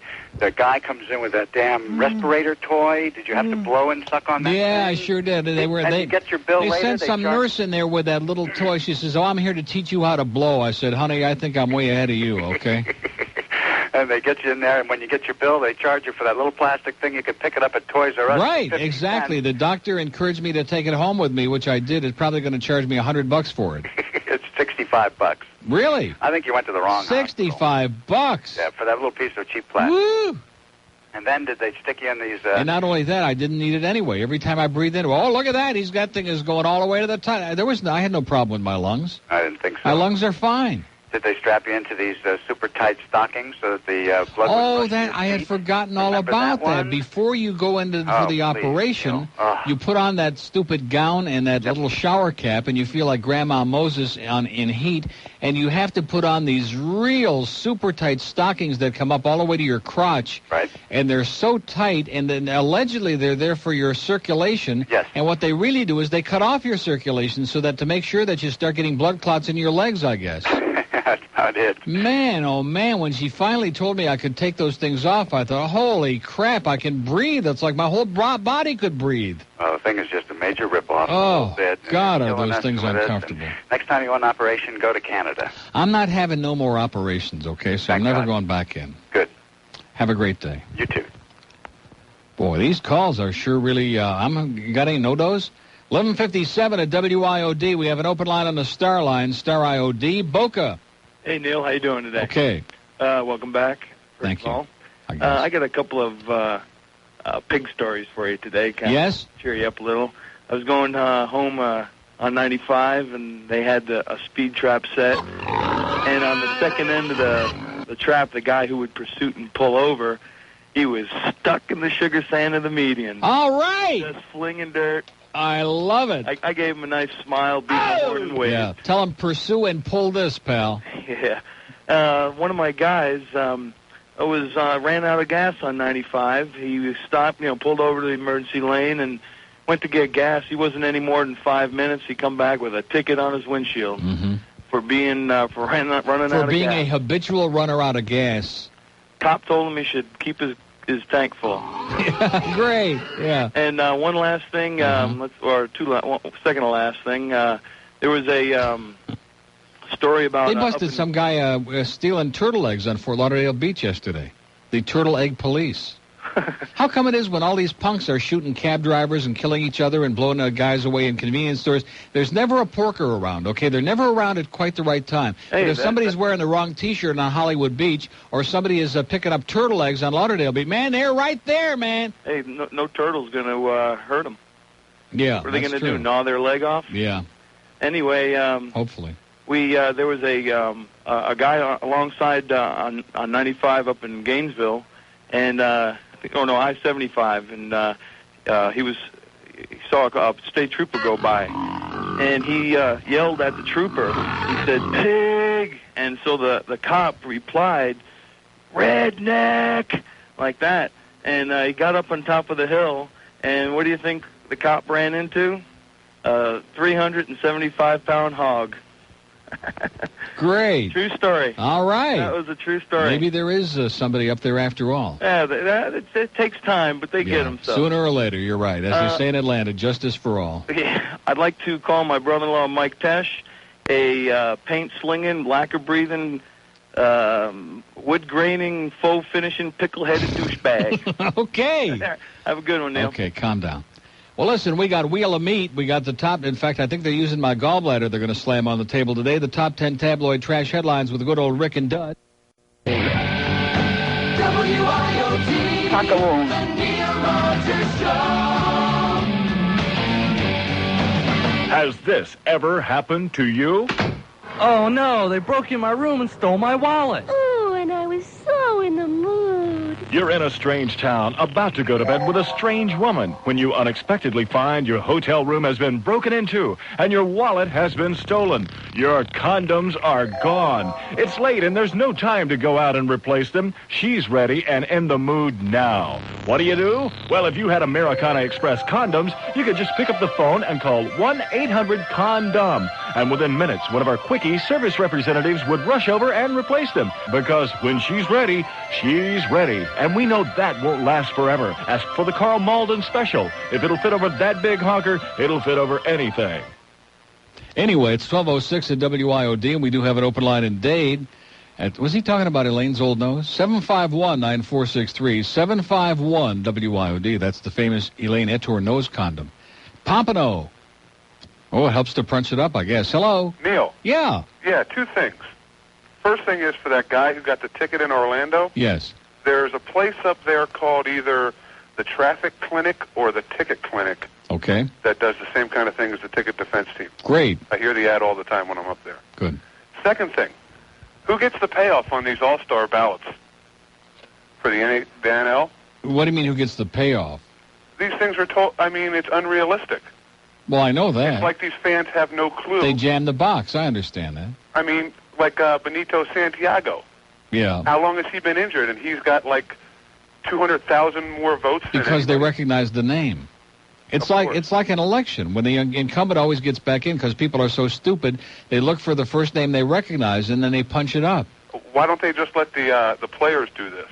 Because then it would be too fair. Right. Your boy Mark Grace is in sixth, and he's having a great year. Mark Grace is so far and away the superior first baseman in the National League, even though Will Clark's hitting a few more points right now. Grace is God. John Crook's doing pretty good, too. Nah, screw him. He's a fat slob. But what about... I hate John Crook. Well, he's interesting, though. No, he's not. Are we back on this again? He's not interesting. Fat, out-of-shape guys in baseball are not interesting. Okay, what about Darren Dalton? Now he's interesting. But he's in sixth, and he's the best catcher in the league. Right, he's interesting. Well, that's all I got to say, Neil. Okay. You have a good one. And you too. 12:07 at WIOD. We got 3 open lines again, and we got half the show to go here, which means we're not getting, like, bombarded with a tremendous torrent of response here this week. This isn't the kind of response you expect after you've come back from a near-death experience. I'd have been better off to go on a goddamn Arsenio show and talk about, like, near-death experiences. Now, how I had visions of the Virgin Mary and the Morris, Stephen, what's his name? Joseph Smith? Or Stephen Smith, or Stephen Stills. And by the way, this chair is going to break any second. Did you hear that? The back of the chair just like with a little pop, like that. So if you think we work in a really low-class outfit here where everything is falling apart in disgrace, you're absolutely... By the way, I wonder, did they ever fix this pot? No. Remember, Mitch Weenie was in here yesterday, and I mentioned, oh, yeah, we'll do that later on. Yeah, we got to get in through the back there, yeah. Okay, excuse me, but we got a dirty pot in here, and this is like on the air, like it's supposed to be a real radio station broadcasting through the gigantic tall thing out in the backyard there called a tower. Miami, hello. Hey, what's going on? Yes, sir. How you feeling? Feeling great. Good. Sorry to hear that you had to have that operation. Well, it's all in the past now. It's like, that anesthesiologist, she did have a good point. She came to my room and she said, pretty soon the day will come when this will all be like a bad memory in the past. Yeah. How did you find out you had to have that operation, though? Because I had gallstones. I know, but how did you learn about the gallstones? How do you know about them? Because you start getting, like, pains in your right side, and then you go and you have, like, a thing done, an ultrasound, and they look inside of you, and they say, oh, yeah, look at that. There's, like, a little rock garden inside your gallbladder. I think I'm going to have to go, because lately I've been getting those damn pains down there, and I'm afraid to go. I don't want to go through what you went through. Why don't you try the olive oil and lemon juice? Hey, listen, if you'd rather go in... You're laughing, pal. I got news for you. If I would have listened, I might have been able to avoid this whole thing. Yeah, I guess I'm quick to say before I forget. There's a guy who called you a couple of days ago, and he said because you were homo that he was not going to be a listener anymore. Because I'm a homo? Yeah. Well, excuse me. Let me rephrase that. That's okay. Faggot would be good. But he is the homo himself, because, if anybody had any brain... Oh, that kid calls like 7,000 times every day. Up in Coral Springs, he's upset because he was born with like a little, like an acorn where his thing is supposed to be. He's just a big asshole, that's all. Well, I don't know about that part, but at least maybe it evens out, you know what I'm saying? Have a great day. You too. And watch out for those stones, man. Bye. Okay. Homo. Thought that was some kind of milk you get in the supermarket. 10 past noon at WIOD. We have an open line. By the way, all the homos are coming out of the closet on Geraldo this afternoon. I bet you there'll be like a big long line of them. At least 1 or 2 deep. Why are they always doing that? Oh, major celebrities. It's another one of these coming out. And there's the guy who used to be on Bewitched. Is it Dick Sargent? Which one is it? Is it Dick York or Dick Sargent? I forget, because they both played her husband on Bewitched, which I love that show, by the way. And I get them confused, because one of them is very dead, and which is why the other one... I think Dick York was the first one with the real big ears. And he died, and then Dick Sargent came along, and he was the, what's-her-name's husband, Samantha, on Bewitched. And he's the one that came out of the closet on the line. And this is probably a repeat anyway. So they're just going to keep promoting it every week. Oh, here's another major celebrity coming out of the closet on Geraldo, and every week it's going to be Dick Sargent, or David Cassidy. It's 11 afternoon at WIOD, or Eric Estrada, or Merv Griffin. Anyway, Sony Data Discman. I bet you a lot of you folks are wondering, what can you put in the palm of your hand and have hours of fun playing with? The Sony Data Discman. That's right. It's small enough to fit in the palm of your hand, remarkably easy to use, and it's an electronic book reader. It is more fun than a barrel full of monkeys. In fact, I've had that at the house the last couple of days, and I just can't put the damn thing down. Or the Discman either. It's capable of displaying thousands of pages of text and graphics stored on a removable disc, and there's like a whole library of discs that you put in there on all those amazing topics. For example, there's Roger Ebert's Movie Home Companion. You even see an ugly graphic of his fat face on there, and you look up his reviews and all the different people that were in just about every movie that's ever been made. And the USA Today 1990, 91 year in review, and Timetable of Arts and Entertainment, the International Wine Guide, the World Survey Travel Translator, Zagat Survey of Restaurants, Total Baseball, Sporting News Baseball. There's just a tremendous list of discs for you to put in there and just have a ball with. It's like a reference source that puts a world of information right at your fingertips, and it comes with headsets so that, like, there's a novel, you sit there and then, like, the guy reads it to you in real voices. Not one of those electronic, this is a recording, not one of those things. It's like real voices. It's really a blast. The Sony Data Discman is a learning tool for school, for business and pleasure, a whole world of information that can fit, like I said, right in the palm of your hand, or in your pocket, or in your briefcase. Come and check it out at your nearest BrandsMart location. Grolier's Encyclopedia is included free with every unit that you buy, and it's the perfect gift for Father's Day, graduation, back to school, for anything. This Saturday, June 20th, we'll be at BrandsMart in the Sawgrass Mills from 11 a.m. to 1 p.m. You can see a demonstration of the Sony Data Discman, and we'll have our Camilla's House goodies and some good stuff to give away this Saturday, 11 to 1, at BrandsMart in the Sawgrass Mills Mall. Don't touch that dial. Coming up this afternoon at 2, it's Rick Riley and Suds Coleman. Join us then for Rick and Suds.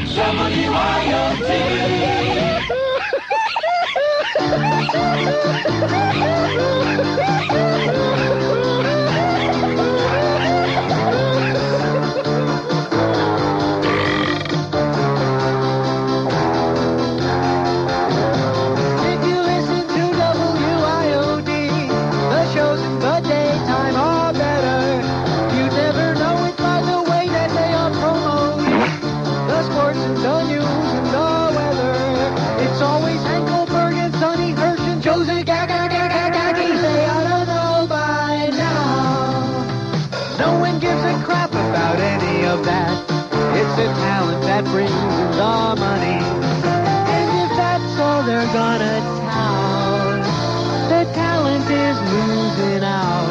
And buddy, if they screw it up, then I'm tuning out.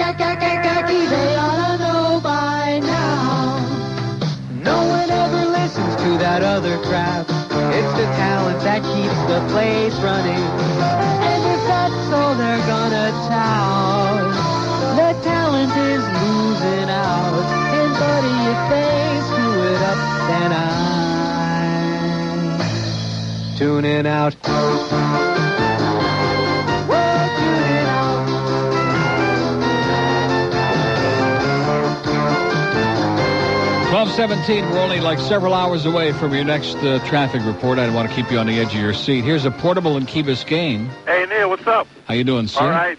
Hey, Neil, what a year's been for you. First, you got arrested, then your house, then your satellite. Right. And now your gallbladder. Gallbladder, and what could be next? I don't know. Probably get a nose job next or No, something. I think it's the work of Rick Sanchez. He's doing brujeria on you or something. Yeah, could be. Witchcraft, I'm telling Right. you, Neil. Feel danger for your life. Could be switchcraft. I'm telling you, I mean, look how many things that happen. Yeah, and it's only the middle of June. Just wait. I know you still got 6 more months to go. Okay, I'm holding it. All right, just be careful, Neil. Okay. Okay, take care, Neil. Bye-bye. Bye-bye. 12:17 at WIOD. We have an open line in Dade County, 751 Neurosis, 751 WIOD. Coconut Creek. Gail. Cute. Here's Miami. Hello. Neil, how are you? Okay. Was that Al Lombardo on the phone? Huh? What is it, sir? This is Juan, the ex-Cubs player. The what? Ex-minor league Cubs player. All right. With the satellite company, Satellite One over here, remember? Right. Hey, man, what's going on? 6 in a row. Yeah. I'm ecstatic. We're smoking, man. We are dynamite.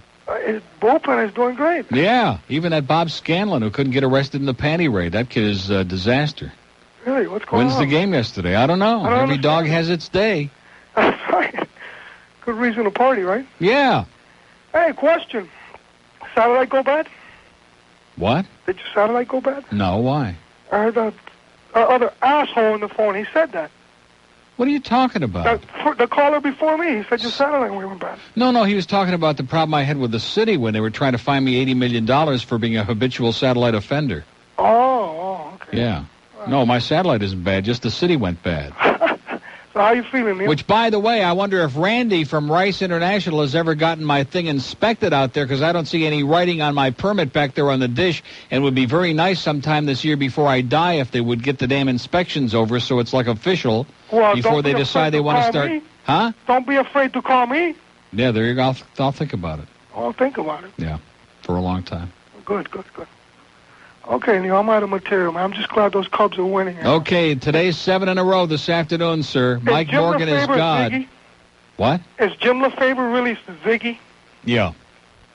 All right, Neil. Good luck to you. Love you. Bye-bye. 2 open lines are both in Dade, 751-946. How come I don't understand what any of these people are saying today? It must be I'm still recuperating. It must be the anesthesia. Hasn't worn off yet, because I haven't got the foggiest idea what the crap these people are talking about. Coral Springs. Yeah, ticket defense team that handles North Florida. Yes? It's located in South Florida in Tamarack or Margate or one of those little cities.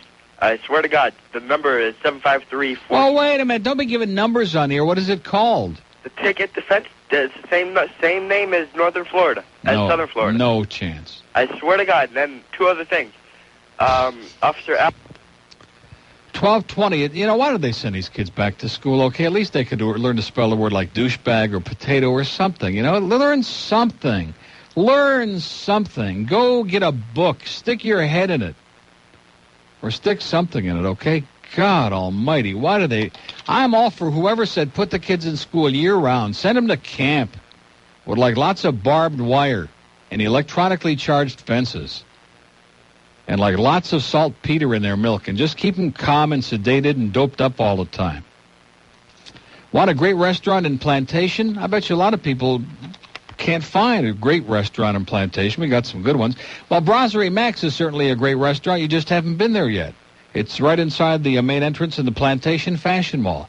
Fabulous salads and sandwiches and delicious pastas like their great angel hair pasta with pesto meatballs and delicious oak-grilled specialties like oak-grilled pizzas and oak-grilled double breast of chicken and oak-grilled calf's liver and Caribbean-style poke chops and oak-grilled New York steak with Cabernet butter, just a sensational menu. And don't forget, they are now announcing their, what is he talking about? Happy hour in the Piano Bar Lounge with great drink price specials. Every afternoon, premium pours, house wines, and domestic beer. And a happy hour appetizer menu that you're bound to love, including garlicky potato crisps and oak-grilled chicken skewers and onion crisps and buffalo chicken fingers and 3 spinach dip. Perfect for many of the people we've talked to today. So whether it's lunch or dinner or an afternoon snack or a drink or all of that put together, then try the Brasserie Max inside the Plantation Fashion Mall, just 2 blocks north of Broward Boulevard on University Drive, right between Macy's and Sheraton at the entrance, the front of the mall in Plantation. WIOD flashback. Pistachio almond, Rocky Road, chocolate caramel nut, or vanilla. Pistachio almond. I'll go. He got it right. He got it right. Yes. Wow, All right. Okay. Quick. Woo! Okay. Now. Okay. Bonus topping quickly. Okay, the topping. Hold on. Hold your shorts open. Here comes the topping. God, ew, it's all over his hands. Okay, what do we got for the topping? I think it's wet nuts here, folks. He got it! Wet nuts, all right! Yeah, wait, Adam. Yeah? You sure he was naming a topping? Yeah. Oh, okay. Yeah, all right. Yes. Rick and Suds this afternoon at 2 on South Florida's news, traffic, and weather station, News Talk Radio, 610 WIOD. News update from the award-winning 610 WIOD News Center comes up at the top of the hour. News Talk Radio 610. Don't forget the staff pot party today. WIOD.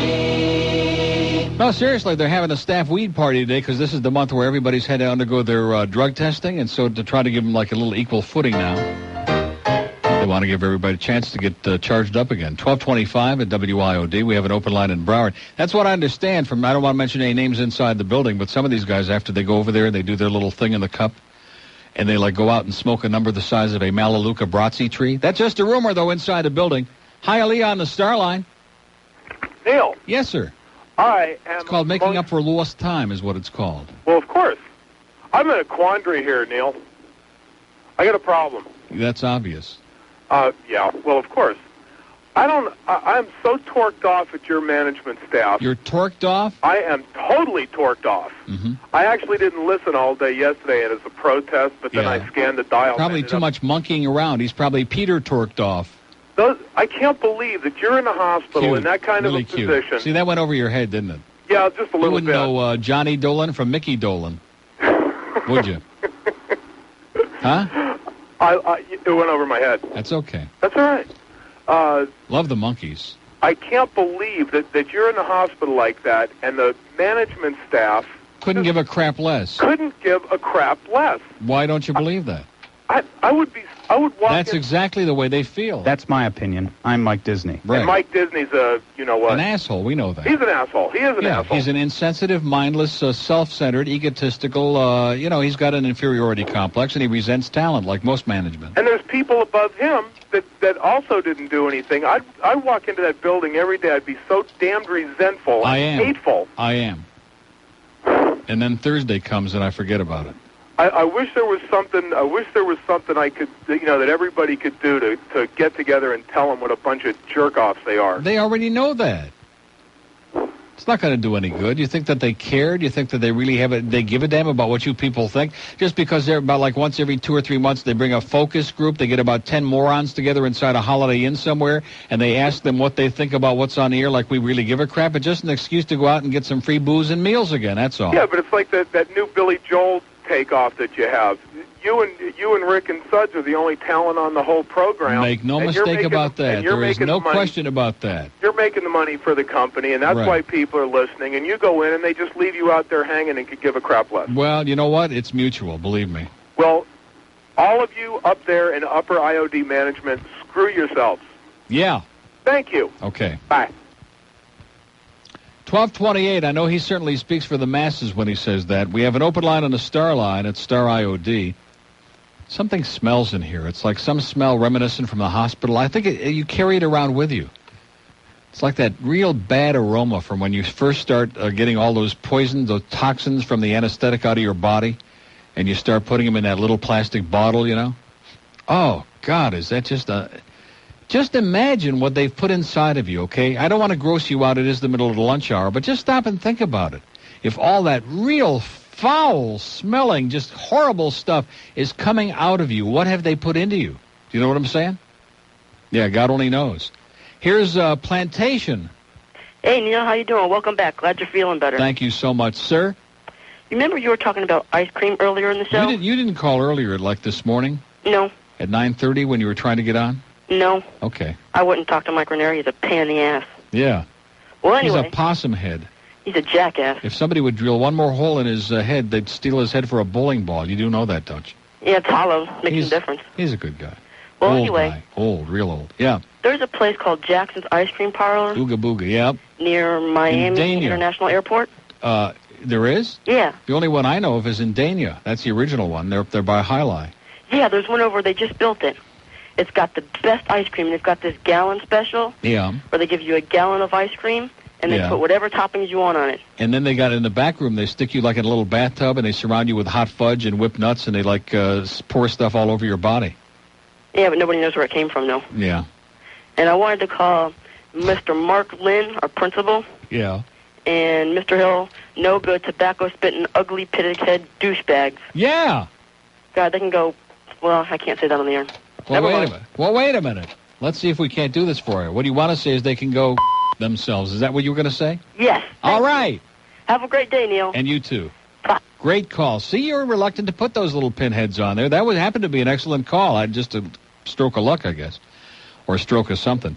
Here's Boynton Beach. Hello. Hey, Neil. Yeah. How you Boy, doing George today? is getting so damn defensive in there. All I got to do is just, he's become another one of these little, like, children. And if you don't pat him on the head and say just the right words, then all of a sudden he starts getting all psychotic. Yes. How you doing today? I can't stand people like that, man. If you look at them just the wrong way, or you don't say exactly the words that they want to hear at a given moment, it's like, oh, yeah, you're not treating me bad. I agree totally. Tired of that. All I these agree moody totally. damn people. Neil, can I call somebody a douchebag? Well, not if that's the essence of your call, sir. We have to have a little verbal intercourse here first. Okay, well, let's intercourse then. That's enough. Now, who is it? I'm Chris from Boynton Beach. Okay. Taking lunch. See ya. 12:30 at WIOD. We have an open line in Broward, 524-9463. And, sometimes just a little intercourse is enough. And in that case, that was more than enough. Fort Lauderdale, hello. Neil, how you doing? Great. Man, I just got back from school, so I haven't been able to listen to you. You got back from shul? School. Where? University of Florida. Oh, my God. I know, Well, I know. What do you mean by that? It's the middle of June. What's going on? Well, no, I had to stay down there. I had other stuff to take care of. What, like a couple of murders or something? Yeah, right. Yeah. Danny. That was bad. That was gross. I know. But I haven't been able to listen to you for a while, but from what I can gather, your little hospital experience was pretty entertaining, huh? It was puke-inducing, sir. Duna, let me give you, you're a young guy. I want to give you a piece of advice to carry with you through the rest of your life. Yeah. Do not let them put you in the hospital, okay? Yeah. And you're laughing. I'm serious. And if it's like a desperate emergency and that you like life and death, make sure somebody goes with you who is there at all times. Yeah, that's probably Trust the me, right thing. somebody who can act like a bodyguard who will stand and guard the door of your room and protect your life come hell or high water. I'm telling you. Just remember I told you that. I know. There are a bunch of butchers in there, sir. But in response to that... Other than that, it was okay. Yeah. But in response... In response to that Sister Soul Train or Sister Soldier. Skank She be Fest, the whatever. soldier of something. Soldier of hate is what she is. Yeah, well... What a skanky bitch she is, I know, huh? she makes me sick. Did you see her on the... God. Did you see her on the press conference yesterday? Yeah, I saw some clips of it, and then I wake up this morning, and the first thing I got to look at is her ugly puss on CBS this morning today. I know. Well, she was sweating like a pig on there. Yeah. Did you see her? She was sweating. She was just acting natural. Yeah, I know. And they... They ought to do the lung scan on that bitch, strap that thing over her head, man, and just beat her to within an inch of her damn putrid life. What an obnoxious bitch. Yeah, she's obnoxious. God. Well, let's kill some white people this week. Yeah, hey, that's good. That makes a lot of sense. Yeah, I You know. disgusting, vulgar... I almost said the word that George mentioned this morning. It begins with a C. Use the beep again, then. Yeah, you disgusting, vulgar... Yeah, there you go. Yeah. That's what I like to hear. Yeah. But, I'm smelling that smell again from the hospital. Oh, Yeah. God, is it rank. Oh, you know what I'm talking? That I real, know, I hate the smell of that hospital. real medicinal, sickly, like poison gas. Yeah, I know, it's like- you're strapped onto a bed at Auschwitz. Yeah. Ooh. Over in, yeah. Yeah, over in Concentration Yenemsville, camp. right. Yeah. Well, Neil, I'm all out of material, man. That's obvious. You have a great life. All right, you too. See ya. 27 till 1 at WIOD. We have an open line in Broward, 524. And out of town, that's like up in Palm Beach and over there in Stewart. And all over the goddamn state, we got the 800 number there. And since the sisters kind of disabled that line, they kind of unicized that line, it's been pretty weak. 1-800-944-WIOD. And speak of the devil, talk about the smell in the hospital. Kendale Air Conditioning has a service that is so timely and so perfect for what I've been talking about the last 3 days. It's called the Biotech Duct Sanitizing System. And if your ducts haven't been sanitized, man, there's no telling what they're going to be doing. And duct sanitizing is something they've been doing in laboratories and hospitals for years because, needless to say, it doesn't take a genius to figure out that viruses and other indoor pollutants can originate right inside those air ducts. And so sanitizing is now a must, especially if you have an allergy sufferer in your home or orifice. And the people at Kendale Air Conditioning know how to do it best. The Biotech system will disinfect, sanitize, and reseal your entire inner surface, leaving your entire duct system like brand new. They'll be happy to give you a free estimate at Kendale Air Conditioning. Biotech eliminates microscopic algae spores, bacteria, mold, dust mites, mildew, odors, and all the gross stuff that's sitting up there in your vent system making everybody sick and just puke-inducing the air that you're breathing, okay? Biotech uses a hospital-proven chemical, and the end result is a safer, cleaner, and healthier air conditioning system that's more efficient, too, so they can save you some money each and every month on that disgusting FP&L bill. Call for a free estimate today. Kendale Air Conditioning at 255-6439. That's 255-6439. This fall, join us for another exciting season of Dolphins and Hurricanes football action right here on South Florida's sports station. WIOD. Deliciously different marijuana. Deliciously different marijuana. So who'd you vote for? Well, I was on the other guy's ballot. What other guy? The Republican guy. Oh, no, man. Yeah, I know. I'm sorry, Ted. I didn't want to break that. Which to you. one did you vote for, dude? I'm not going to get into it, Ted. You'll freak out on me, okay? No way. Yeah. That hooded freak? Which one? Be specific. What's his name, man? I'm not going to argue politics. The guy from CNN? Ted Turner, yes. Oh, man. Yeah. You voted for Buchanan? I voted for Ted Turner.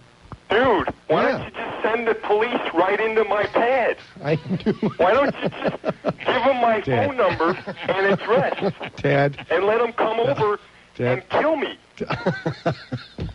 Man, you're going to elect the thought police. Ted, this wasn't a presidential election. This is a primary, okay?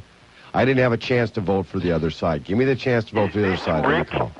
What? My pal, Rick, voted for a Nazi? I knew this would be... I didn't vote for a Nazi! 21 till 1 at WIOD on your politically astute station. Speaking of that, here's the Malaluca Brazzi lady. Hi. How you doing? Welcome back from the dead and join the crowd. Oh, God. I feel pretty good today, as a matter of fact, up until this moment. What? I said I'm feeling pretty good right now. Well, wait, you're going to feel better when you hear this. A year and a half ago, I was in the hospital with colon cancer. What? Colon cancer that didn't spread, thank God. Yeah. Funny. You had what? Colon cancer? Colon cancer that didn't spread.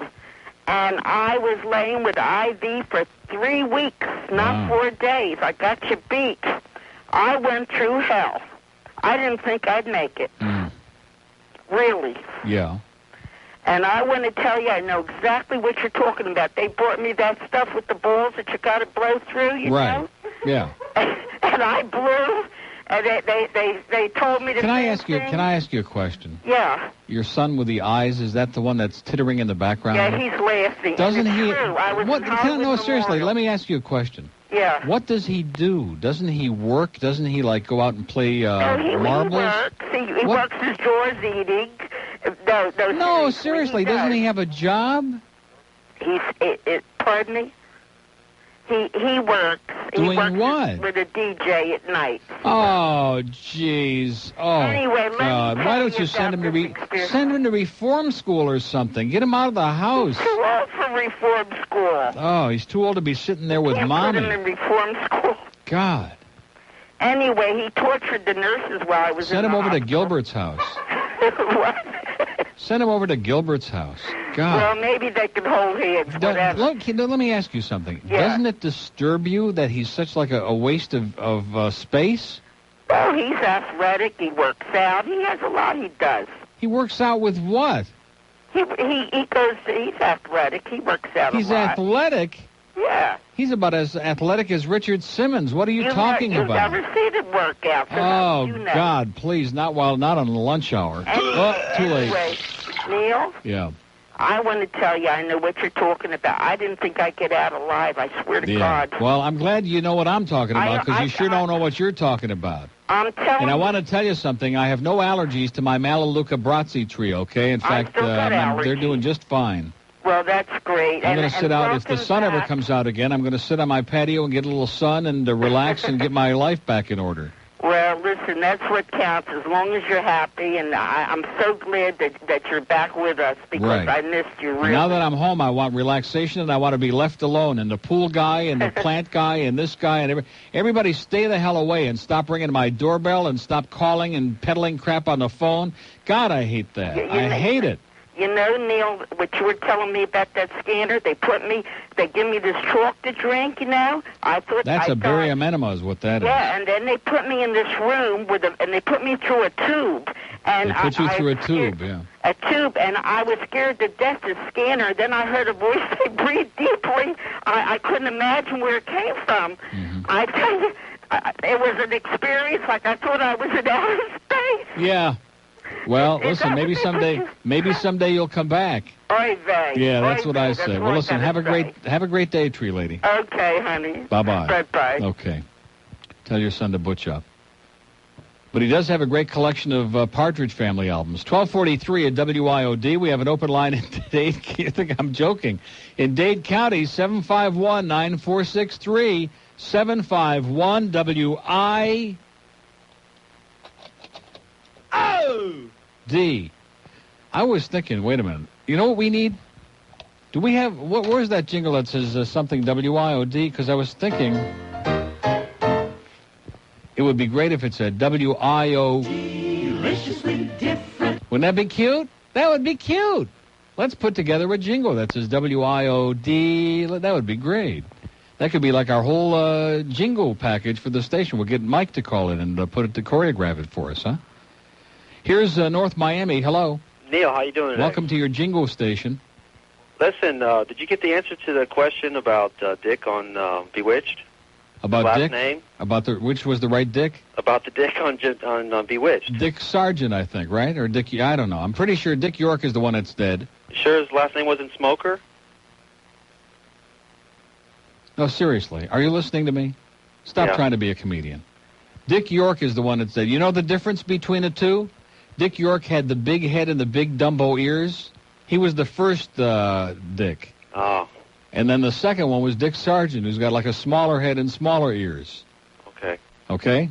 Can I call someone a douchebag? Sure, go ahead. Jeff Reardon from the Boston Red Sox is a rag arm, no arm, pus-throwing douchebag. Crappy beard, though, too. Yeah, okay, have a great life. Bye. Tell him to see Victor Kayam. I see he's on there right now. What a hell of a guy he is, huh, Mr. Sports. 1245 at WIOD. We have an open line in Dade County, 751-9463. I don't know. I do like that show, though. I will say that. Probably two of the greatest shows in the history of television were Bewitched and I Dream of Jeannie. And I always liked Larry Hagman when he was on I Dream of Jeannie. Then when he got on Dallas and whatever else he's been on, he just, oh, God, I just can't stand him. And he wound up with Davy Johnson disease, where like big chunks of his face like started moving into all different parts of his, like his ass and his chin. And right? He's got that horrible, I don't know what you call that other than Davy Johnson syndrome, where a guy gets to be a certain age and then all of a sudden like parts of his whole head are moving like on his arm and his pupik and all over the place. And he looks just gruesome. But he looked okay when he was on I Dream of Jeannie, I'll say that. And I also liked, like, what was the guy, Bellows? Major Bellows. He was the best. He was absolutely the best. Dr. Alfred. Who was it? Dr. Alfred Bellows. Well, excuse me. And then there was also Alfred on Batman. Oh, and that's the big new thing now. You know, it's not bad enough that the first Batman movie was such a piece of dreck, which it was. But now the big thing is they were promoting this morning Batman, not 2, but they got a returns. The return, yeah, return this, okay, return to sender. What a pathetic putrid. I mean, they don't even have Robin in there. What the hell was Batman without Robin? He was his ward, not his pedophile. Probably lonely, I guess, is the answer to the question. Horny. Here's a lady in Key West. Hi, Neil. How you doing? Good. How are you? I'm doing great. I'm so glad you're back. Me too. Well, I almost mean that. You know what? As much as I despise this place, it's almost good to be back here in lieu of the alternative. That shows how bad it must have been, huh? It was horrendous. Yeah. So you're all recouped? Yeah, not pretty well. I got just a little. You know, it takes several days before all that heals up inside. A little bit of internal discomfort, just a tiny bit. Yeah. And I got black and blue the size of Siberia. But other than that, I'm feeling better than before I went in. Well, you sound great. I do. Yeah. I can't get you guys down here. Why not? I don't know. It's not coming in. So can you put me on hold? Sure. Oh, good. Well, maybe we'll go back and simulcast on Key West again like we did there. Not? Yeah. Yeah. Howard gets Philadelphia, Washington, and Los Angeles. I get Key West for 2 months. We are. This company really knows how to do it, man. Believe me. Yeah, they're bad news. Yeah, they're the best. I'm telling you. Hold on. Okay, thanks, Neil. Okay, have a great life. You too. Okay, keep her on there for like a couple of seconds. The opinions expressed in this program are not necessarily those of 610 WIOD or its sponsors. How about the levels? Whose are those? You know, Fat Rich reminds me of my mother. 1251 at WIOD. The Star Line be waiting on you there. If you have Bell South Mobility, pick it up and just stick a finger or two in it at Star IOD. Fort Lauderdale. Yeah, how you doing today? Great. How you doing? See if you can help me with. I don't understand this. Yes. I'm a diehard Cubs fan. Yes. Okay, and I'm wondering why. A few years back, I got arrested for scalping some tickets, and I was going to make $5 on a ticket. Mm-hmm. And now I'm going back up there over the next weekend to see the Cubs, and now over the next week. Wait a minute. Over the next weekend. Well, actually, it's the 27th. I'm going to watch the Phillies. The Phillies? Yeah, and the Cubs. That really frosts my ass a little bit. Now I go through a ticket broker, and they're wanting to charge me $30 for bleacher seats. Right, because that's legalized thievery is what it is. That's what it is. Because they got a license to steal is what they got. You're right. You're absolutely right. If you go out and if some poor slob makes a couple of bucks scalping and doesn't need the tickets, you're going to wind up with your ass in jail, and they're going to put you in the electric chair and everything else. But if somebody makes a business out of it, hey, then it's okay. You know, I was going to make $5. Right. And they had to make your life miserable. It's a bunch of crap, sir. It's part of everything that's wrong with America, sir. I know it. Another thing. In fact, anybody that's selling their Cub tickets ought to probably get a medal for intelligence. Oh, exactly. Another thing, this poor Mark Grace, he doesn't get any respect. I have been thinking that all season long because I happen to like Grace, and I've always liked him. And here's a guy who's like Mr. Hustle. He's like always enthusiastic. He's like a cheerleader. Absolutely. He hits like 3-something every year. He leads the team in walks. He's up there in RBIs. He's like Mr. Clutch. His on-base percentage leads the team. But, hey, we don't want him. They did everything in their power to get rid of him. They traded him, didn't they? Yeah, well, he's too good for us. See, that's the problem. We don't want to have too many good players because, see, if he has too big of a year, then he'll want a lot of money. And that seems to be all these teams care about anymore is let's get rid of everybody who's going to want a lot of money. Like Dawson, he's having another great year. Well, we're not going to sign him anymore because he's going to want too much money. And Sandberg's got all our money now. And next year, Maddox is going to want all our money. Yep. And deserves it and should get it. We got 4 players on that team, okay? You got Maddox, you got Sandberg and Dawson and Grace. That's it. That's the end. That is the end. The rest is just filler. The rest is just mediocrity, man. That's it. You got 4 great players on that team, and that's it. Oh, man. Unbelievable. Not to mention Hector, I'm hitting 125 Villanueva. Oh, isn't he great, huh? Yeah. Okay, I'll tell you, man. if he could hit his weight, we'd be in Fat City, I'll tell you that. Thanks a lot. Don't do it again. Bye-bye. Okay.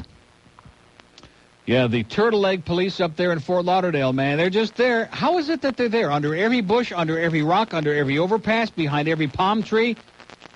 We can't find any manpower, man, to protect you in your house, in your store, out on the street, anywhere.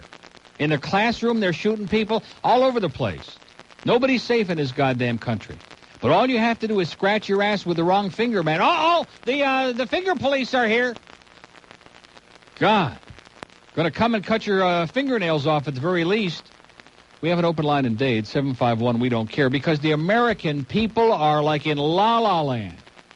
They're willing to give away all their freedoms, all their anything. They don't care so long as they can watch Current Affair and not so hard copy. That's all they care about is the latest scandal and the latest big to-do and who's having a fist fight over this and what Sister Soldier got to say about that and all this other crapola. That's what the public is obsessed with, is crap.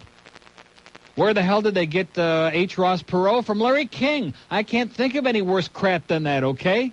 Talk about crap. What's he got on tonight? Fashion designer Oleg Cassini takes a look at why... Oh, listen to this, and what we should and shouldn't wear. So for all you sheep out there who want somebody to tell you what to think and what to wear and what to watch and how to feel, there you go. Just tune into Larry again tonight. All you sheep that want somebody to tell you how to live your goddamn lives, who can't think for yourselves for a minute. If your life depended on it, if they held an Uzi to the side of your head, you couldn't decide which hand to wipe with. That's how indecisive and weak and wimpy you are. God. They got it on there right now on headline news. They got all these women wearing these like sacks with rings in their nose and things up their armpits. Oh yeah, that's what I'm gonna get. Yeah, that's in now. Gonna put my shoe where my ass is and my earring where my nose is. That looks good. That's the in style now. It's in. Like all these stupid kids with their nicknames brazened shaved into the side of their ass and their hair. That's great. That's classy, man. That's in. Miami, hello. Yeah, Neil. Yes, sir. Hi, how you doing? Pretty good. Glad to hear you're back. Thank you so much. Even though you had such a horrible experience. Well, that's why it's great to be back. There are few things that this could be better than, and that's one of them. Yeah, I was telling you to do the olive oil. You were right. No, it probably wouldn't. You were right. But the worst it could have been was a crappy experience. I was noticing, how come both of the male actors on the show there, I Love Jeannie, were both named Dick? Seems a little more than coincidental. Yeah, I think it's something we probably ought to investigate. You're right. Because you see, if his name's in the phone book, then he would be Sergeant Dick. Yeah. So. Or if he was a little higher up than that, he might be Major Dick. Huh? Yeah, he would. Yeah. Get a hold of yourself, sir. Have a great day. Oh, anyway, George, he thought I was faking my voice. Why? I don't know. How old are you? I'm 20. You're 20 and you still sound like that? Yeah, well. Well, they'll drop someday. Have a great day, pal. All right, you See too. ya. Okay. That was the Major Dick on the phone there. 1257 at WIOD. We have an open line in Dade County. 751. What was his name? His name was Darren, right? The character's name was Darren on Bewitched. And I'm pretty sure, because nobody is really helping me out, because nobody knows anything about the actors or Dick or anything else in this audience. Dick York was the first one, and I think he's the dead one. Well, don't we have the TV book down here? Wait a minute. Yeah, we got it. Here it is right here. This will kill a couple of seconds and probably empty out the lines in the process. I don't care. This is more important to me. I want to find out. Oh, there's the Brady Bunch. Oh, jeez. I wonder if that was like symbolic since Geraldo's having that show today. What am I looking for? Bewitched. Bidden by Bewitched. Here we go. Paul Lynde, also dead. And also, Agnes Moorehead. Dick. Okay, here we go. Dick York, 64 to 69. I was right. Dick Sargent, 69 to 72. So Dick Sargent is the one that's still alive, Darren Stevens, and he's the one that came out of the closet on Geraldo, and he's got a boyfriend, and he's a hell of a guy. Here's Margate. Hello. Yeah. Yes, sir. Neil, you're a fudge. Yeah, well, nice try. Have an open line in Brown. He couldn't even get it out. He didn't even have to go to the dump button. He just couldn't get it out. He had his finger in there so tight he just couldn't get that baby out. What a shame. Here's a lady in South Miami. Hi, Neil. Thank God you're all right. Yes, thank the Lord for the nighttime. After all that they put you through? Yeah, through the ringer. Yeah, we missed you. We're glad you're back and all right. I had surgery 3 years ago on my ear, and now I'm having another ear infection, and I'm having more of this, they call it a cyst on the ear, but it's really called cholesteatoma. Oh. So I had that removed 3 years ago, right? Now I find out that the surgeon that did my ear 3 years ago had a choice between making a small opening and making a large opening. Yeah. You know, tearing down more. WIOD, the Neil Rogers Show. This is the Neil Rogers 1 to 2 hour. You got a problem with that? Oh!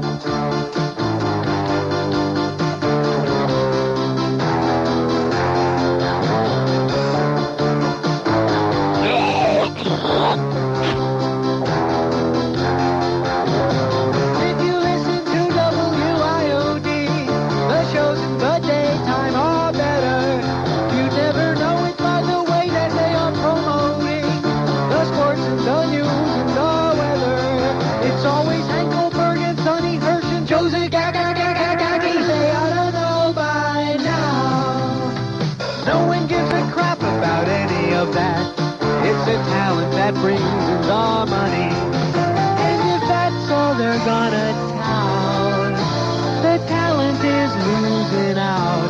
And buddy, if they screw it up, then I'm tuning out.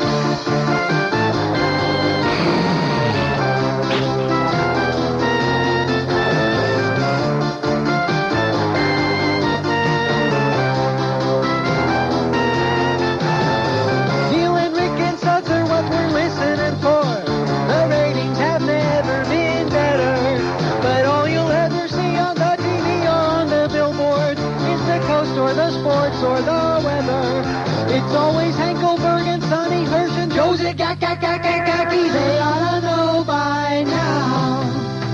No one ever listens to that other crap. It's the talent that keeps the place running. And if that's all they're gonna tout, the talent is losing out. And buddy, if they screw it up, then I'm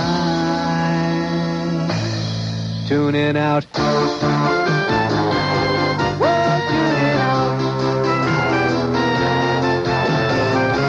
I think your radio station is very crappy.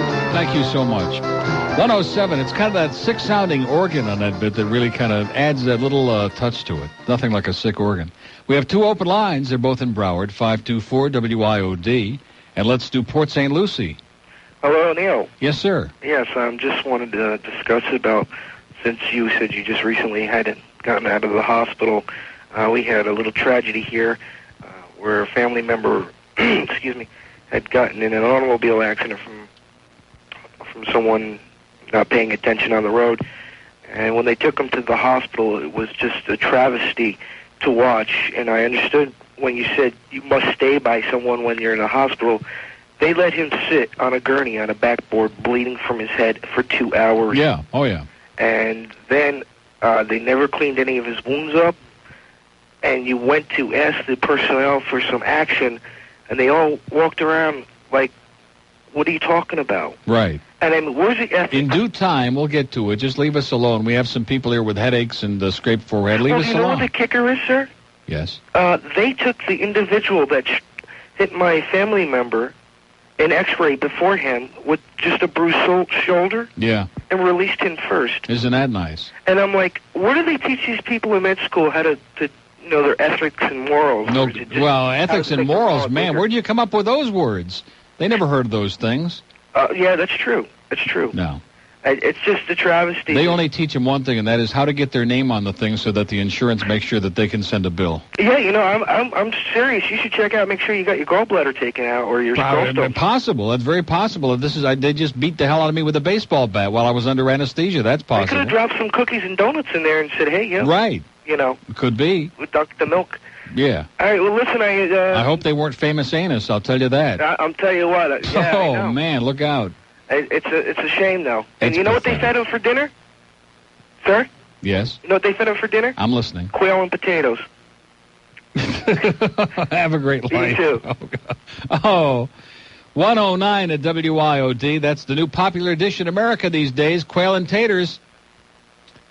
Open line in Broward, 524-9463, and one on the out-of-town line. And you better call an 800 number. We're going to come and beat the crap out of you with a very, very heavy baseball bat once used by Dave Parker. 1-800-944-9463. Let's do Miami. Hello. That's a good sound, isn't it? I like that. That's excellent. Let's do Fort Lauderdale on the star line. Kind of a tough act to follow. Yeah. Speaking of nice baseball, and painless, quick, non-argumentative. No, I was in fashionable upscale Rochester, New York last week. Thought really? Of you. Yeah. Home of the Red Wings? Absolutely. They suck. Good. Man, are they in trouble. Good. All you Oriole fans, don't get too cocky, okay, because that's your number one minor league team. By the sounds of it, Silver Stadium's coming down, too. It is? Yep, they want out. Why? What do you mean they want out? Apparently the family that owns them, I'm not sure if it's a Silver family anymore or it's somebody else, but I guess they want out of the business. I thought they were doing so great. The team sucks. The town has really kind of lost interest in it. I mean, I couldn't buy a goddamn Red Wing hat in downtown Rochester. It's like nobody cares. Yeah.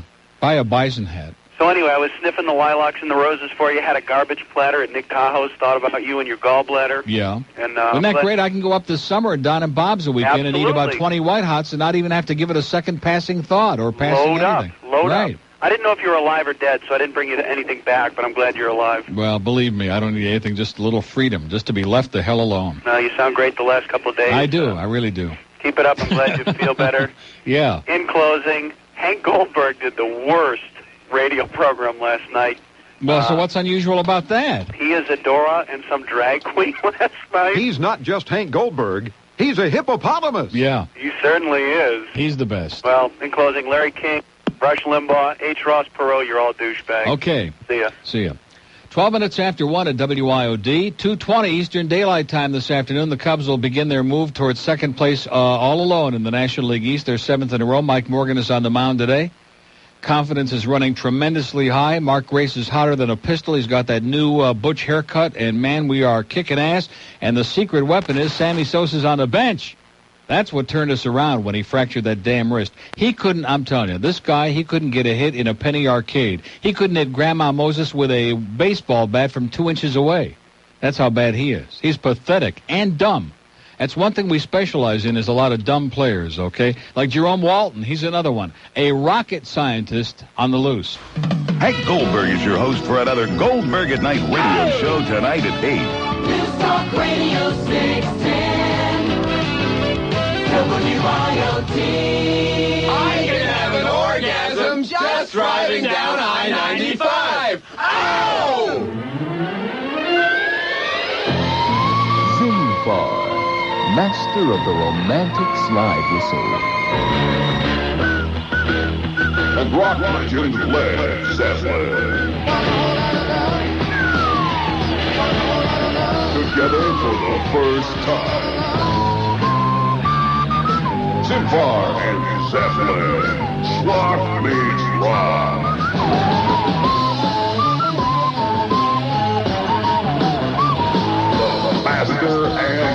blaster.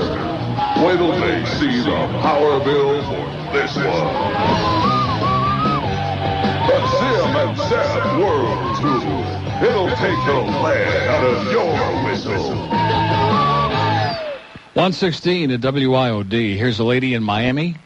Hi, Neil. Hi. Oh, Neil, I'm so glad you're back okay. Oh, me too. Me too. Oh, me Neil, too. You know, when I heard your voice that day, yes, I just sat here, the tears just rolled down my face. I was so upset. Yeah, me too. And you know, there was a man called. He was sound like such a wonderful person. I'll go down there, and I think all your listeners were ready to go down with guns drawn. Well, what the hell were they waiting for crying out loud? No, Neil, I don't know, because this man said, "What can we do? What can we do?" And Rick and Suds was saying, "Well, you just have to leave it alone." Yeah, take leave care it alone. of it. That's good. And how could you That's take helpful. care of it when you were in such desperate situation? Yeah. I was in the hospital for 10 days, Neil. I didn't have an operation, luckily. But I was such an absolute nervous wreck. Well, that's what they specialize in, is making you nervous and psychotic and feel that you're going to die and that without them you haven't got a chance. Right. And of course, that gives them an excuse to do any kind of expensive, invasive procedure on your body, because they make you feel that if you don't let them do it, that you're probably either going to bleed to death, or you're going to have a blood clot, or you're going to have this on the brain or up your butt or something, And I said to my doctor, please. And they're just all standing out there at the cash register, ringing and ringing and ringing away and potchking around, right. You beg your people to take you out, and they say, what can I do? Where can I take you? Yeah. You can't take yourself to another hospital. Take me to a nunnery. Well, I'm like you, Neil. I need to have a very simple little cataract, simple, they say, piece of cake. Piece of cake. There's another one. I'm not going to do it, They stick a piece Neil. of cake on your eye. I'd be careful. I'm really praying that I don't go blind, but I am so paranoid going through that 10 days that I won't even go take for somebody that. with you. Make sure you take somebody with you. Somebody who's obnoxious and loud and disgusting. Well, do you know, I stayed with Call a up Pat family Rich. member Yeah. for 2 weeks. I only went home about 15 minutes a day to take a shower. Mm-hmm. And I went... You went home to take a shower? Yes. I left... Oh, I see. The other person was in there. I see. Yeah, okay. And I got it. I tell you, you just go crazy. I wanted to just take that person bodily out of there and say, let come what may. Right. Exactly. Let come what may. Well, Neil, I kept saying it in the hospital, and they all kept running out. We need... Right, Omar? That's right. We need to organize. We, the people, Right. need to organize... Well, you start and let me know when you're finished. And do something Right. To get a little better situation. Hold your breath. You inhale now, and I'll call you up and let you know when to let it out. Oh, Neil, but thank heavens you're back. And you're thank okay. heaven for... Neil, would you do me one favor? And what is that I love before you say goodbye very soon? Yes. I love you so dearly. Yeah. Do you have still around Dear Bill Calder's recording, You Depress Me? Yes. Would you play it sometime when you can? I sure will, when I can. Okay, Neil. Okay, Take good that'll care. be just for you. Okay, have a great day. Right. Okay, bye-bye. WIOD, deliciously different marijuana, deliciously different marijuana. Well, it just catches you by surprise there. I mean, it's just like shifting gears real fast, but not bad. Not bad, Adam. Adam was the one responsible for that, by the way. I just mentioned that on the air, since he has this obsession.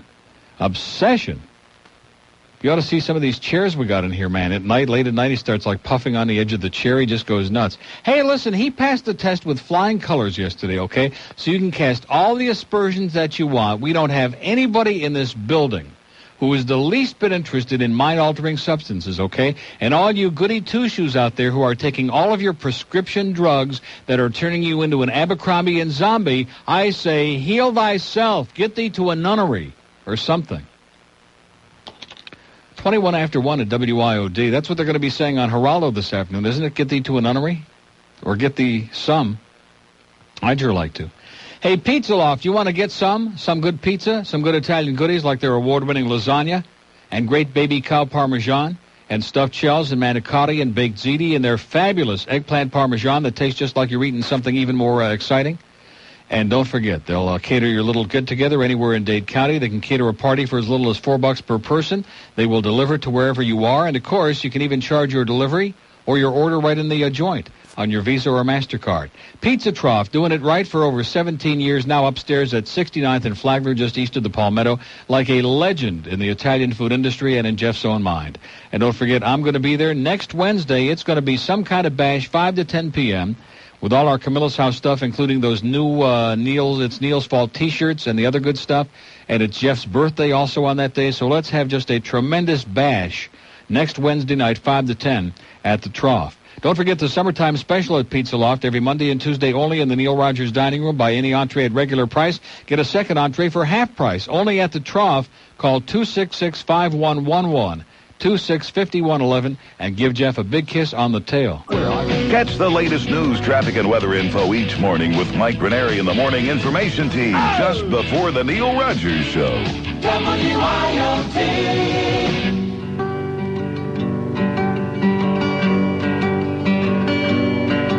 Sometimes I feel myself. Live from beautiful North Bay Village, where he was busted by the police department for being a total loser. It's a salute to Alex Bennett. The man who constantly exercised his neck by looking over his shoulder. The man from California who didn't have a tan. The man who found it great fun to rip his fellow workers, but when ripped himself turned into a sniveling, crying, complaining candy ass. The man who finally showed some semblance of intelligence when he packed his bags and got the hell out of town.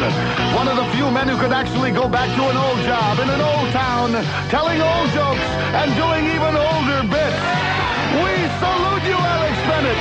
South Florida's never seen a bigger paranoid, a bigger backstabber, a bigger crybaby. Alex Bennett, you're a complete asshole. Well, those were the days. Sure miss them. 126 at WIOD. Sunrise. Neil. Yes. Did you see did you happen to catch the movie Once Upon a Time in America? Yeah. Did you watch it this week? No. I have it. I have it on tape. I don't get the last part of it. So why should you be any different from all the other rest of it? Huh? What? I mean, I guess he jumps in the truck. He shoots himself or jumps, but there's two shots. No, he doesn't. He shoots himself twice. What? No, James Woods is in the garbage truck. In the back of the truck where the thing is grinding everything up. Right. He's in there. Yeah, but did you hear the two shots before that? No. Yeah, there were two shots. There's two shots? Yeah. I got to watch the whole thing over again now? Two gunshots. And then you heard I never even heard that. Yeah, I could understand if he... there's so many different interpretations, and then there's some smartass who said that the whole thing was like supposed to be an opium trip that what's his name was on, Robert De Niro, and that the whole thing was just a dream. I don't know about that. If it was, then why waste 4.5 hours of our time? You know what I'm saying? Let somebody else dream it. But I still enjoyed it. I understood everything about the movie except that last part. Well, now you know why he's got such bad zits. If you had one of those things grind your face up, you'd probably look pretty bad, too. As in Crater Face. Well, it is a great movie, though. Yeah, it's an excellent movie. I liked it. I never, the Jews, I guess, can get pretty wicked themselves. Well, they weren't all Jews. Well, no, they were headed by them, but, you know, the good ones were the Italians. Right. Well, the Italians always have a good sense of humor. There you go. Listen, I got a little story for you. Yeah. A friend of mine got hit in the head with a baseball, and he has bleeding from his nose and his mouth, okay? And the paramedics would not touch him. Why not? They didn't want to get blood on him. Oh, I see. Okay. Listen to this. When he did get blood on him, they yelled at him. Yeah. They hollered at him. They don't want to catch anything. That's right. They're all psychotic. They stuck him in the emergency room. And, so they only want to touch you if you're like in very, perfect condition. If you're like in pristine condition, then they might think about touching you. Right. Nobody touched him until he got to the In fact, I kept saying to Omar, "Here, touch this." He kept saying, "Get serious." So that was pretty. So in other words, if you're like bleeding and you're puking and you're dying, forget it, because then they're afraid to touch you. So why even waste the time? Yeah. Did you see Godfather 3? What? Did you see Godfather 3? Of course. God, you're asking about movies that are older than Methuselah. That was a good one. It was outstanding. That showed how it really It's outstanding, and a majority of the people in this country are still too dumb to figure out about the Pope and all what the story was about, because we're dealing with morons who think potato is something that the vice president is sitting on. The Catholic religion is so crooked, it's unbelievable. Which one ain't? Well, that one more so than It's all a matter of degrees, sir. Yeah. It's all a bunch of crap. Richest organization. All a bunch of money-grabbing stuff that got all these billions of dollars and the guys running around in a dress. I mean, what the hell is it all about? Yeah, the Catholic religion's got billions and billions of dollars, but they have to have car washes to put kids in the schools. And don't forget bingo. Yeah, explain that one. Yeah, figure that out. I can't. Well, it's a good place to hide in the closet, I'll tell you that. Now you're talking. Yeah. Hey. In fact, all the priests are going to be on Geraldo this afternoon. Go Bisons. See ya. 1:30 at WIOD. We got 2 open lines, and they're both in Broward. That's a damn shame, isn't it? At 524-9463, 524-WIOD. Here's a pig report in Miramar. Hello. Yes, sir. Yes. Yes. Pig report. Yes. Yes, we have a pig. Neil. Yes. Okay, we have a pig report on the motorcycles. 20 Porkers on bikes. Yes, in Miramont, 62nd Avenue and 20th Street. And Give what? a ticket pulling cars over. Great. Okay. Porkers on bikes. Okay, sir, thank you. And obviously you're very, very much out of material. Open line in Dade County, 751-WIOD. Here's a mobile in Jupiter. Yeah, I think he was. What? I said I think he was out of material. Yeah, when he started. Listen, I was listening to, I don't think the Cubs are out of it yet, do you? No, we're not out of it yet. We're working on it, but... they've won 6 straight, haven't they? Right. We're smoking, man. We're in second place, and we're only 100 games behind. We're doing it. We're catching up with all the other crap teams. I was listening to Pete Rose last night up here. Bad mistake. Bad mistake. I tell you what, he really ain't too bad. He's Really? got a little bit more sense than I thought. Well, that's good. But he was. They were talking about the Cubs, too, and he said don't count them out, so I figured... if he says they're going to be okay... Then it's okay for me, okay? Because he's got the inside on all the odds, right? Hey, it's good to hear you back, and you sound pretty good. I feel great. All right, man. I sound great. You do. Have a great life. All right, you too. Okay, tell Pete to get a haircut. 131 at WIOD, and tell him to leave Ray Fosse alone, okay? For God's sakes. Cut it out, Pete. Stop being Mr. Macho Man. Stop trying to prove to everybody what an idiot you are, like you're going to, run your head through a fence or something. We're not impressed by that anymore. We want a caller in Broward on that open line, don't we? Not that we really care. Well, I just mentioned in passing, 524-WIOD. Here's a good call in Hollywood. Hi, Neil. Yes. I kind of wish you hadn't have made it. Yeah. I like your show. Yeah. You're sensitive already, I can tell. No, I'm not sensitive at all, sir. I don't give a crap what you say, okay? You're just another voice in the wind, okay? Just passing time, just trying to be a wise guy. No, I just don't Just trying to be creative and clever, and you listen to the show every single day, and you've been on hold here waiting now, but you just want to show your face to the audience in a bent-over position.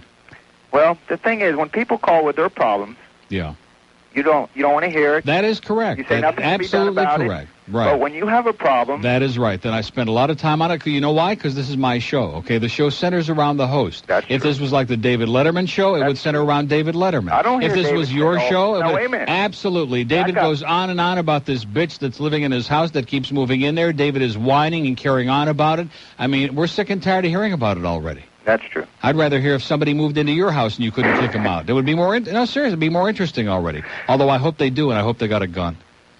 133 at WIOD. We have well, he wanted that. He wanted a little bit of hostility there. It just stimulates his juices a little bit.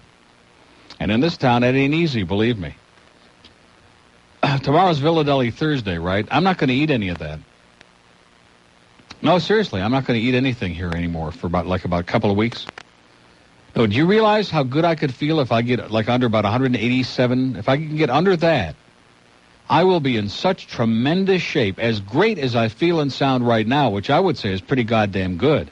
It could be incredibly. It could be so... What could it be? Incredibly. I'm getting like Dan Quayle. I can't speak, I can't spell, I can't think. It could be pretty damn good is what I'm trying to say. Although we do have an open line in Broward again at 524 indifferent, 524 WIOD. It's not that I don't want to hear about other people's things, but most people don't know how to be concise, and they don't understand that we've only got a couple of minutes for each sucker on the line here, and we don't have like hours and hours and hours to go on with every pathetic detail and every grotesque and agonizing aspect. I mean, even I spent a lot of time on my thing because I think it's a good education for everybody else to learn from my misfortune. But I only scratched the surface of it. Right, Omar? You bet. Scratch this. Put me back on that stretcher, okay, and bring Omar back in one more time. 26 till 2 at WIOD when the owner of a 92 Toyota 4Runner bought his truck and brought it. The salesman suggested that he put in a low jack, the stolen vehicle police recovery system, and it was pretty damn good advice as it turned out, because the 4Runner has become a target for thieves who steal them and ship them to Central and South America where they bring serious bucks for the car thieves. And the good advice paid off 5 months later for this guy. The red 4Runner was stolen from the front of the owner's business. An hour and 15 minutes later, Metro-Dade police began tracking the vehicle, and the 4Runner was recovered with only the tailgate lock damaged. So why not follow your car dealer's good advice and have LoJack Total Protection installed in your car? Choose from 3 systems. In addition to LoJack Retrieve, ask about the LoJack Prevent or LoJack Alert for total protection against both the amateur and professional car thief. It is surprisingly affordable, and the best part of it is it works. It really gives you the protection and security that you're looking for. If you'd like to arrange installation right over the old phone or get more information, just call Elaine. There's no obligation. She'll be more than delighted to give you the straight poop. 1-800-53-LoJack. That's toll-free, 1-800-535-6522. The opinions expressed in this program are not necessarily those of 610 WIOD or its sponsors. I think your radio station is very crappy. And I made rude hand signals to some guy who almost ran me off the road. And, oh, yeah, it's been 2,000 miles since my last confession. I'll tell you what. Say 3 Hail Marys and have your oil changed. Thank you, Father. Would you like a nice hot apple pie to go with that much oil? No, thanks. All right, then. Pull forward and leave your offering at the window. Introducing the fast, efficient way to get it off your chest. It's the all-new Toot and Tell Drive-Through Confessional. Hello, my child, and welcome to Toot and Tell. If you've committed 10 sins or less, try our Sinners Express Lane, or come inside and meditate at the shrine to Our Lady of the Lube Job. It's all at the Toot and Tell Drive-Through Confessional. Stop by this week and get a free Toot and Tell or Go to Hell bumper sticker. Just look for the clown and the cleric's collar. Toot and Tell. Closed Sundays. Just stick that right out the window, my son. 21 till 2 at WIOD. See if we can heal your problem, right? Here's a lady in Miami. Hello. Hello. Hi. I wanted to tell that guy before about you not listening to anybody's problems. Hey, we've got an off button. You ought to have one. Exactly. Exactly. I called. I was trying to find... He's just trying to be... Don't you understand these people that think they're being cute by stirring the pot, so to Jean speak, Provocateur. before they light it? Yeah. You were asking about Dick York and Dick Sargent, the difference between them and all. Well, not the difference well, between them. Which one was which? I mean, one's alive and one was dead, and one is straight and one is gay, and one was had a big head and one's got a little head. Yeah. And one had big ears and one had smaller ears. Yeah, I was looking up this... Dick York is dead. Yes, he died February 20th of this year. Of this year? This year. 1992. Dick York? Yeah.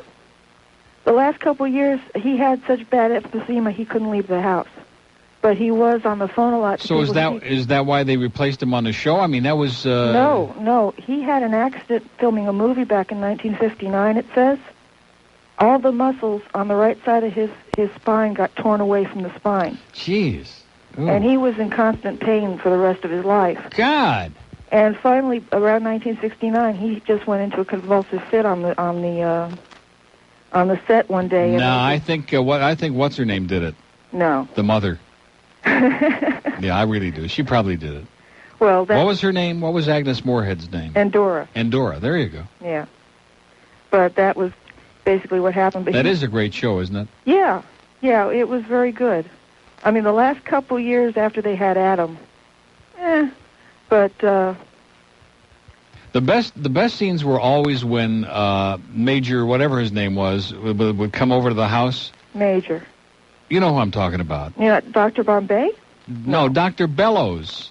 You're talking about I Dream of Jeannie now. Dr. Bellows, see, I intermixed the two. Dr. Bellows was on I Dream of Jeannie. Well, like I said, the best on that show was when he would come over with his wife to the house. Right. And all this goofy stuff was coming on. Well, no, wait a minute. Who was the guy on... No, wait a minute. On Bewitched. Who did he Gladys work... Kravitz. Who? Gladys Kravitz. No. Who's the guy he worked for on Bewitched? Larry. I'm getting him and Major Bellows confused because they were both like the superior guys in the show that the husband worked for. Yeah, but Larry wasn't out to get. No, but when Larry and his wife would come over, that was always the best because there was always horrendous stuff that was going on that nobody could explain or believe, and that was always the best. And they always thought the other was cheating on them. Yeah. Yeah. Yeah. But, no, I just want to let you know, because I've got this magazine with this, the last interview he did and part of his autobiography. So, anyway, you were talking about horrendous hospital stories. You know how a lot of doctors went into the military to have them pay for their medical school? Yeah. A friend of mine did 2 tours in Vietnam. He was a Green Beret. He was a paratrooper. I don't have to tell you what kind of things he went through. So he comes back to the States. They put him in a VA hospital up in Virginia just to check him out before they will let him go. He got dysentery in the hospital. Of course. Died. Of course. Of course. Where else could you find the assortment of germs they got but in the hospital? Yeah, Vietnam, not a scratch. Right. Comes over to exactly. They've got it's like a smorgasbord of germs and vermin and crap.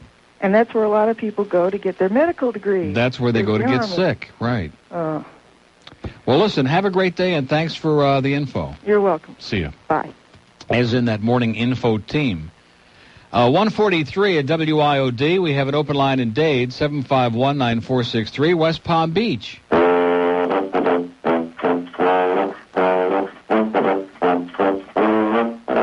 He's not just Hank Goldberg. He's Sister Soldier in drag. Oh, okay. Coconut Grove. Hello. Yes. Hi, Neil. Hi. How are you? I'm glad you're back, and my roommate, it's his birthday today. He's turning 40. His name's John Carr. Your roommate is having a birthday today? Yes, he's 40. And he's a total fanatic. Also, I wanted to tell you that you should be doing commercials for Come and Get It. I started using Come and Get It on my dogs last week. Right. They don't have any fleas anymore. I told you. I know. There you go. The best dog food invented in the history of the human race. I know, and, of course, my mother, my interfering, wonderful mother, comes over to my house for a couple of days when I was sick last week for 3 long, excruciating days. And she starts telling me, that dog food doesn't look very good. And I'm trying to explain to her that they've been eating it for over 2 years now, and it's the only thing that keeps them healthy, and they love it, and they eat it, and their skin is great, and I got no fleas and no problems. She's also the same person who insisted to me that they got fleas, which they don't. No, both our dogs lost all their fleas in 8 days. Great. Well, happy birthday, John, and you're a major douchebag. Okay. Thank you. Bye-bye. Bye. Come and get it in the purple bag at a supermarket near you. I'm telling you, your dogs will love it, and they'll lick you from head to toe. And in places where they refused to lick you in the past, by the way. Here's Sunrise on the Star Line. Yes, Neil. Yes, sir. Glad to hear you're okay. I'm great. And my wife and I both just had surgery. And I had the mistake of going to Bennett Hospital, Humana Bennett Hospital in Plantation. Right. And my bill for 3 days in a semi-private room. Semi-private? Yeah, there was some guy in the room with me, and it was $27,000. No. Yep, and the... $27,000 for what? I just had... My surgery was a fusion of my neck, which is an hour and a half long. Yeah. And it was...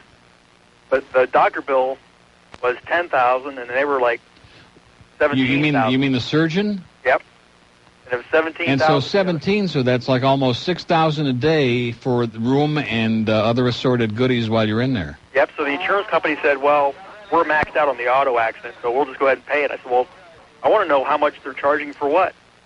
So I had an audit done at the hospital. Yeah. It took four and a half months, and finally I got a thing in the mail saying, yeah, there was a mistake in your bill. You owe us another $1,200. Jesus. And it was just a filthy hospital. It was like 85 degrees in there. Mm-hmm. And But my wife, when she Well, that's the thing in a hospital. It's either 100 degrees or it's 40 below zero. It's never comfortable.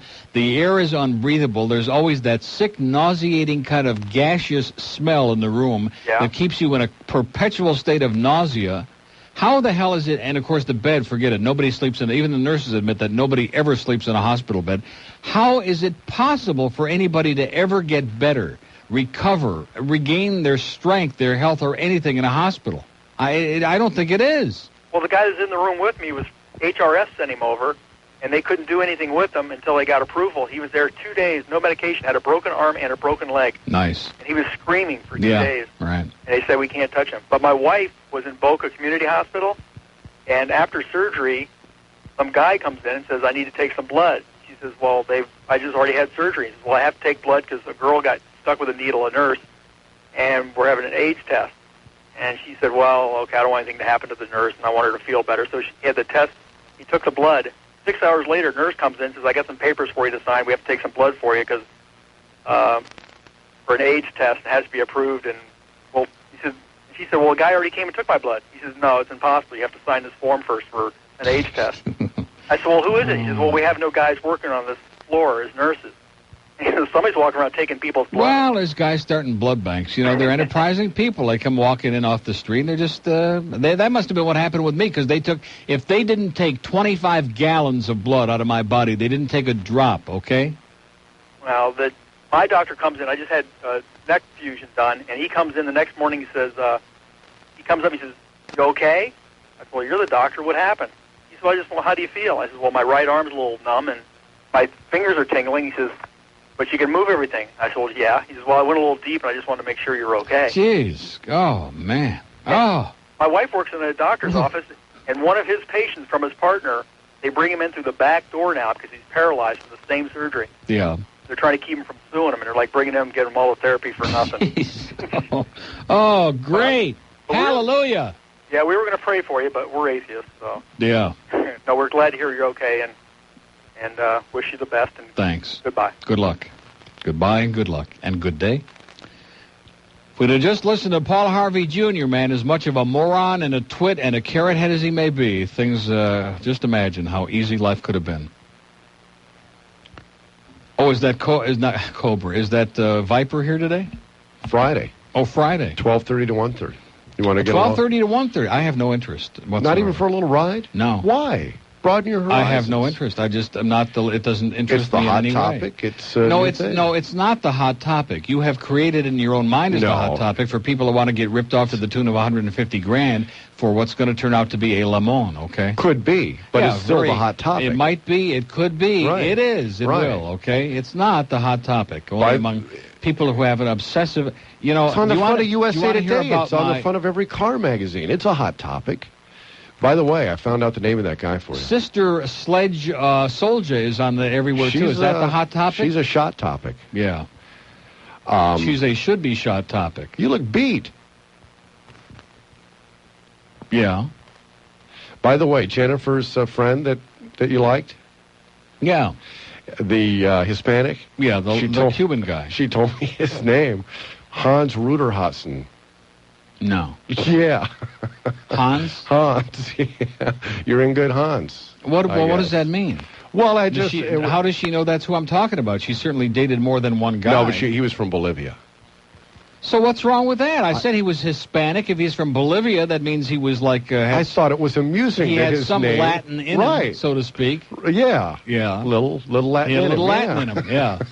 Midget. I just thought that was amusing. His name was Hans, yes, you know. And very Hispanic name. He did have beautiful Hans, as a matter of fact. Yeah, well... So as long as you want to get car intensive, you want to find out about my brand new engine that's in my new Corvette that's like having a new car all over again? Yeah. And it is. It's you always luck out, and I get tired of hearing about it. It's great. I know. I feel like I'm breaking in a brand new car now. I'm paying off a car. Ask me how much it cost. Nothing. Zero. Okay, I know. Labor, the engine, I have a feeling I'll be getting a bill for it. And then some moron says to me, well, gee, that's bad. You know, in a new car like that, they shouldn't have to put a new engine in it. Well, hey, better that than have them take it apart and start potchking around with it. You tell him when you resell it and get a few thousand extra how bad it is. Exactly. So I got a car with 19,500 about miles on it that's a brand new car. I don't have a car that I still owe $19,500 on. And I know you feel deeply sorry. I don't understand that. What does that have to do with the number of miles on it? Well, I don't see the. I'm saying you made money on your Ferrari. You get a car with a brand new engine. I don't want to hear for about no it. money. I had 2 Ferraris, okay, and I don't want to hear about it because it wasn't worth the grief. And if you really press me, I'll give the name of the dealer up there in Fort Lauderdale who's ripping off the public and defrauding the public on a regular basis, who sold the car for me and then didn't bother to pay off the lease. And I had to go through such harangue. But you still made money, correct? Yeah, in the long run, but it took about 10 years off my life. Well, I had a car that I lost $30,000. Well, there you go. If you're going to go out and buy a piece of crap like that, that's not my fault. You're right. I had that 928. I wouldn't wish that on Hitler, okay? I wouldn't wish it on the hospital staff at Mount Sinai. Well, you could have some sympathy because you had a gallbladder. I didn't say it's not my fault. I shouldn't say that because there were a lot of nice people on that staff over there, and I don't want to give them the impression that I'm, total asshole. Right.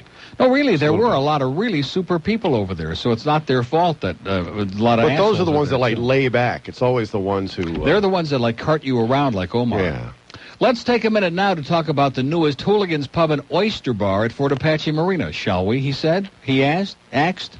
Located on the Intracoastal Waterway right behind Loman's Plaza in Aventura, or as it says here, Adventura. Hooligans Fort Apache has all the great food, fun, and sports that Miamians have enjoyed at the other Hooligans locations for nearly a decade now. Every Tuesday, Hooligans Fort Apache hosts Miami's longest happy hour from 3 till midnight. With 2-for-1 beer and cocktails, free chicken wings, and a complimentary buffet featuring 90-pound steamship round of beef. Thursday, it's karaoke night, and ladies drink free from 9 p.m. to midnight. And then kick off the weekend at Hooligans Fort Apache's Friday Happy Hour, featuring a complimentary seafood buffet. Saturday, it's an all-night party with the Music Doctor and karaoke sing-along. And Hooligans is always glad to find your favorite baseball game on one of their 20 big-screen TVs. So come check out the newest Hooligans at the Fort Apache Marina just behind Loman's Plaza in Aventura. Open 7 nights till the wee hours of the morning. Catch the latest news, traffic, and weather info each morning with Mike Ranieri and the Morning Information Team just before the Neil Rogers Show. WIOD.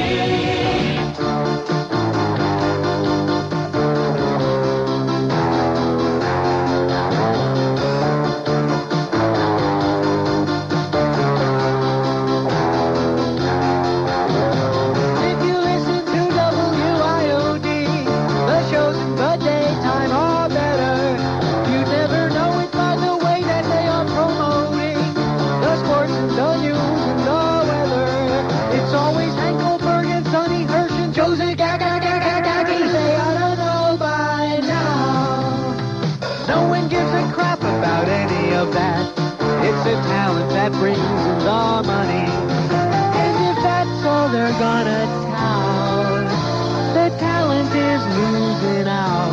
And buddy, if they screw it up, then I'm tuning out.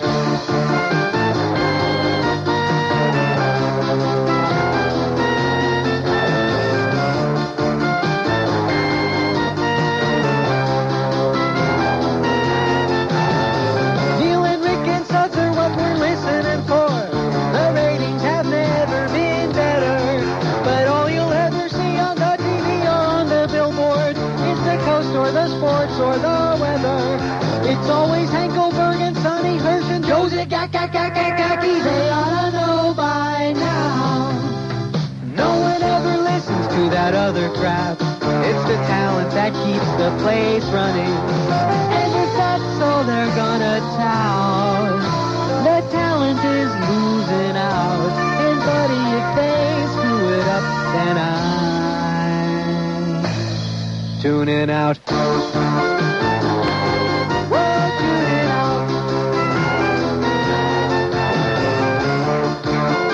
Okay, put it down. Put it in the ashtray. Instead of jumping through the window pane, he ate it. Yeah. So anyway, we have a sales intern. You see that guy? He looks like basically a pretty decent, clean-cut, all-American, naive kid. He asked me if I was Jim Hobbs yesterday. Oh, Oh, God. Man. I said, yeah. Same hairdo. I told him. Sure. From the eyebrows down. What do you need? Yeah. So. Can you imagine? He's a sales intern. That's like my being in a hospital, like being a guinea pig. They've got another one. And they're going to take him back.